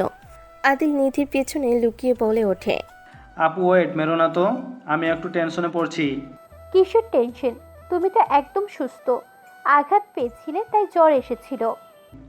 আসলে আপু, মম ড্যাড তো আসছে, কিন্তু আমি কিভাবে যে নিধিকে তাদের সামনে রিপ্রেজেন্ট করব। আতিয়া, তুমি না এতিম? তোমার নাকি কেউ নাই? তাহলে তোমার মম ড্যাড কিভাবে আসলো? তোমাদের আসল পরিচয় কি? আম্মু, ও যে তোমার মেয়েকে বিয়ে করতে চাচ্ছে এটাই তো অনেক। আবার অহংকার শুরু করছো? তোমার মেয়ে একজন ধর্ষিতা, ওকে যে বিয়ে করতে চাচ্ছে এটাই তোমাদের ভাগ্য ভালো। এই ছেলে আমার বোনকে বিয়ে করবে। আসো, এই ঢং করিস না তো, তোকে ও বিয়ে করছে এটাই তোর সৌভাগ্য। এই তোমরা কি একে অপরকে আগে থেকে চেনো নাকি? ও তাই বল। যাই হোক, জামাইকে নিয়ে রুমে যা। আতিয়া, কি হয়েছে, মারলে কেন? এইসব কি বলো? ডিভোর্স দিয়ে চলে যাবে মানে? আদিল, চুপ করো। আমার বউয়ের মুখের উপর কথা বলার কারো সাহস নাই, আর তুমি কিনা তার মুখের উপরে কথা বলো? এই ছেলে, তোমার তো সাহস কম না? এখন থেকে চলে যাও, বেশি বুঝো না। ও তোমার পিছনে লাগলে কিন্তু বেঁচে ফিরতে পারবে না। আতিয়া, ছাড়ো, কি করছো? তোর এত বড় সাহস, আমার সামনে আমার বউকে বলিস ভালোবাসি, আবার আমার বউকে তুলে নিয়ে যাবি? আমি তোকে মেরে ফেলবো। আমাকে ছাড়ো। ওর সাহস কি করে হয় আমার স্ত্রীকে আমার সামনে বলে ভালোবাসি? আমার সামনে বলে আমার স্ত্রীকে নাকি তুলে নিয়ে যাবে। এখনো যাসনি তুই? এখানে কি করছিস? তোমার আপু ডাকে। সরি মানে আমার বউ তোমাকে ডাকছে। ওকে ঠিক আছে, তাড়াতাড়ি আসো। তোমাকে কাজ করতে বলেছে, আরামে ঘুমাতে না করছে। এ রাকিব, চল আমরা দুইজন করি। আদিল, তুমি রুমে গিয়ে রেস্ট নাও। বউ, শান্ত হও। আদিল, চুপ করে খাও তো, কথা বলো না। তোর এত বড় সাহস আমার স্ত্রীকে সবার সামনে বলি তোকে সময় দিতে? তোর সাহস দেখে আমি সত্যিই অবাক হচ্ছি। তুই এত সাহস কোথায় থেকে পাস? এই ছেলেকে মায়ের না দিলে হবে না। কত বড় নির্লজ্জ ছেলে রে বাবা। তোকে আমি মারি আর তুই এখন আমার বউয়ের দিকে তাকে সময় চাস? এইসব হচ্ছেটা কি? আতিয়া, এইসব কি বলছে? এই ছেলের সাথে তোমার কি সম্পর্ক? আর তোমার মম ড্যাড মানে? আর এই গরিব ঘরের ছেলে কিভাবে লন্ডনে পড়াশোনা করতে পারে? আতিয়া, তুমি না এতিম? তোমার নাকি কেউ নাই? তাহলে তোমার মম ড্যাড কিভাবে আসলো? তোমাদের আসল পরিচয় কি? আর আমার বোনকেই বা তাদের সামনে রিপ্রেজেন্ট করতে এত ভয় পাওয়ার কি আছে? যতটুকু জানি। আশিক আর কিছু বলতে যাবে তখনই কলিং বেল বেজে উঠলে কাজের লোক দরজা খুলে দিল। সবাই পিছন ঘুরে তাকালো। আশিক, নিধির আব্বু আম্মু সবাই একসাথে চোখ বড় করে ফেল। সবাই উত্তেজিত হয়ে গেল। নিধির আব্বু বলে ওঠে, স্যার ম্যাম, আপনার আমার মতো গরিবের ঘরে। স্যার ম্যাম, আপনাদের কোথায় যে বসতে দেই? নিধির আব্বু আম্মু সবাই ব্যস্ত হয়ে গেল। নিধির আম্মু সোফা তার ওড়না দিয়ে বারবার ঘষে মুছতে লাগলো। আপনারা কি করছেন? আপনারাও মানুষ, আমরাও মানুষ। প্লিজ এভাবে আমাদের সাথে ব্যবহার করবেন না। ম্যাম, কি যে বলেন না। আপনারা বসেন প্লিজ। ছোট, চল তাড়াতাড়ি। প্লিজ আপনারা ব্যস্ত হবেন না, আমাদের নিয়ে ব্যস্ত হওয়ার কিছু নাই। প্লিজ আপনারা বসেন। ম্যাম, স্যার, আমার মতো এত সামান্য মানুষের বাসায় কোনো দরকার নাকি? বলেন, আমি আমার সাধ্য মতো আপনাদের সাহায্য করব। দয়া করে এভাবে ব্যস্ত হবেন না। ম্যাম, কফি নাকি চা? দুটো নিয়ে আয় নিধি, যেটা খাই। এত ব্যস্ত হওয়ার কিছু নেই। আব্বু আম্মু আপনারা বসেন, আমি ওনাদের জন্য কফি নিয়ে আসছি। মামুনি, কিছু করতে হবে না, শুধু একবার আমাদের কথা বলার সুযোগ দেবে? তুমি আমাকে একবার অনুমতি দেবে? তোমার কাছে ক্ষমা চাওয়ার সুযোগ দেবে? মোমের কথা শুনে সবাই অবাক হয়ে গেল। নিধির আব্বু বলে ওঠে, সি সি ম্যাম, আপনি এভাবে কেন বলছেন? আমার বৌমা কেন আপনাদের সাথে কথা বলবে না? বৌমা, ওনারা কি বলে শুনো। ওনারা আগে, সব কাজ পরে। এই তোমরা যাও। আমি একবারও বলি নাই আমার কাছে অনুমতি চাওয়ার কথা। আমার বাড়িতে প্রথম আসলো, আমার কর্তব্য যেটা আমি সেটাই করব। আপু, আমার জন্য জুস নিয়ে আসো। আমিও আজ প্রথম আসলাম, না মানে ভাই হিসেবে। আদিলের কথা শুনে আতিয়া ফিক করে হেসে দিল। আদিল ড্যাডের কাছে বসলে নিধির আম্মু বলে ওঠে, এই ছেলে, এটা কি করছো? ওনাদের সাথে বসার সাহস হয় কি করে? ওঠো। না থাক, সমস্যা নাই। আদিল উঠে পানি খেতে গিয়ে হঠাৎ করে হাতের উপরে টিকটিকি এসেছে, লাফিয়ে পড়ে লাফ দিয়ে উঠে আদিলের শরীরে পানি ভরে যায়। আদিল সবাইকে অবাক করে দিয়ে আদিল মোমের কাছে গিয়ে বলল, মম, মুছে দাও। আদিলের কথা শুনে ওর মম খুশি হয়ে গেল। সবাই অবাক হয়ে তাকালো। মম মুছে দিতে লাগলো। সবার চোখ যেন কপালে উঠে গেল। আদিয়া কফি নিয়ে এসে বলল, ড্যাড, মম। আতিয়ার মুখে ড্যাড মম ডাক শুনে সবাই যেন মাথা ঘুরে পড়ে যাওয়ার মতো অবস্থা। মম ড্যাড কফি নিল, আদিলের দিকে জুস দিলে মম আতিয়াকে বলল, মাশাল্লাহ, অনেক মজা হয়েছে কফিটা। তা আম্মু, তোমার ফ্যামিলির সাথে পরিচয় করে দিবে না? শিওর। এটা আমার হাজব্যান্ড আশিক, আমার শ্বশুর শাশুড়ি, আমার চাচির শাশুড়ি। এটা আমার ননদ নিধি, এটা চাচা শ্বশুরের মেয়ে দ্বিধা, আর এটা আমার ফুপি শাশুড়ি, ছেলে রাকিব। ত্রিধা, তোমাকে চেনা চেনা লাগছে। আমার মনে হয় তোমাকে দেখেছি। মম, যাকে ভাবতেছো সেই। তুমি আমার ছেলেকে বলে ছেড়ে দিয়েছো? যেদিন তুমি ওকে ছেড়ে দাও সেদিন আমি ওকে পেয়েছিলাম, তোমাকেও দেখেছিলাম, আমি সব শুনেছিলাম। আদিল আপনার ছেলে মানে? হ্যাঁ, আমি আদিত্য চৌধুরী আদিল, আর তোমার ভাবি আয়সা চৌধুরী আতিয়া। এই কোম্পানির মালিকের সন্তান আমরা। আমাদের নামের প্রথম কোম্পানির অক্ষরগুলো অর্থ আদিল আতিয়া। আমাদের নামে সব কিছু। আদিলের কথা শুনে সবাই চোখ বড় বড় করে ফেলল। নিধির আব্বু আম্মু চাচির হাত পা কাঁপতে লাগলো। আতিয়া নিধির আম্মুকে ধরে ফেল। তুমি, তোমার এত বড় ঘরের মেয়ে, অথচ আমাদের কেন বলো নাই? আমরা না বুঝে তোমার সাথে কত খারাপ ব্যবহার করেছি, কম কথা বলেছি। আদিল, আমাকে ক্ষমা করে দাও। সবাই আদিলের থেকে ক্ষমা চাইলে আদিল বলে, কি শুরু করলেন? অতীত বিষয়গুলো নিয়ে আমি আর ভাবি না। ওইসব আমার কিছু মনে হয় নাই। আমি ওইসব নিয়ে ভাবি না। আতিয়া, তোমার কাছে আমি ক্ষমা চাচ্ছি, তুমি আমাকে ক্ষমা করে দিও। আমি তোমাকে সেদিন ভুল বুঝে রেগে বের করে দিয়েছিলাম। আমি তোমার সাথে অন্যায় করেছিলাম। তোমার আম্মুর উপরে রাগ আমি কন্ট্রোল করতে না পেরে আমি তোমার উপরে অত্যাচার করেছিলাম। তোমার আম্মু ওই কাজটা না করলে ও তোমার ড্যাডকে আমি বিয়ে করতে হতো না। আমি তোমার ড্যাডকে বিয়ে করতে চাই নাই, বাট জোর করে আমাকে বিয়ে দেওয়া হয়েছিল। সেটার জন্যই আমার মাথা সবসময় গরম থাকতো। আমাকে ক্ষমা করে দিও তুমি। মম হাত ধরতে যাবে, আতিয়ার সাথে সাথে হাত ধরে হাতে চুমু দিয়ে চোখ ছুঁয়ে বলে, মম, আমি তো আপনাকে কখনো সৎ মা হিসেবে দেখিনি। আপনাকে আদিকে আমি সবসময় নিজের ভেবে এসেছি। প্লিজ আমার কাছে ক্ষমা চাইবেন না। আমি আপনাদের উপরে আর রেগে নেই। আপনার ভুলের শাস্তি আপনি পেয়েছেন। আদিল মমকে জড়িয়ে ধরে কপালে চুমু দিয়ে বুকে জড়িয়ে নিল। আতিয়া আদিল ও ড্যাডের কাছে গেল। দুজনকে শক্ত করে জড়িয়ে ধরে কান্না করে দিল। আদিল আতিয়া সান্ত্বনা দিল। সবাই একে অপরের থেকে ক্ষমা চেয়ে নিল। হঠাৎ করে নিধির দিকে চোখ গেলে আদিল বলে ওঠে, মম ড্যাড, আপনাদের কিছু বলার আছে। জানি রেগে যাবেন, বাট বলা দরকার, তাই বলতে চাই। কি কথা বলো? আদিল নিধির হাত ধরল, নিজের সাথে দাঁড়িয়ে বলল, আমি গরিব জেনেও আমার জন্য নিজের ফ্যামিলির সাথে লড়াই করছে। মম, আমি ওকে ভালোবাসি, আর ও আমাকে ভালোবাসে। ওরা আসলে অনেক ভালোবাসে। আমি নিশ্চয়ই আমার আদরের ভাইয়ের জন্য নিজের মানুষ হলেও তাকে মেনে নেব না আমার ভাইকে কষ্ট দিলে। আতিয়া যেহেতু বলেছে তাহলে ভালোই হবে। আমার থেকে তোমার ভালো মন্দ আতিয়া ভালো বোঝে। তোমরা যদি সুখে থাকো, আতিয়ার সমস্যা না থাকলে আমাদের কোনো সমস্যা নাই, তাই না? আদিলের মম ড্যাডের কথা শুনে সবাই খুশি হয়ে গেল। মম বলে ওঠে, আমাদের এই একটা মাত্র মেয়ে, একটা মাত্র ছেলে, আমরা ধুমধাম করে বিয়ে দেব। আপনারা যদি রাজি থাকেন তাহলে কয়েকদিনের ভিতরেই বিয়ের আয়োজন করব। আপনারা যা ভালো মনে করেন তাতে আমরা রাজি। নিধির আব্বুর কথা শুনে সবাই খুশি হলো। 1 মাস পর নিধি বাসর ঘরে বসে আছে। আদিল নিধির পাশে বসে ঘোমটা খুলতে নিধি বলে, ওয়েট, সত্যি করে বলো তো, তোমার লাইফে আর কি কি সিক্রেট আছে? সিগারেট বলতে আমার একটা বউ আছে।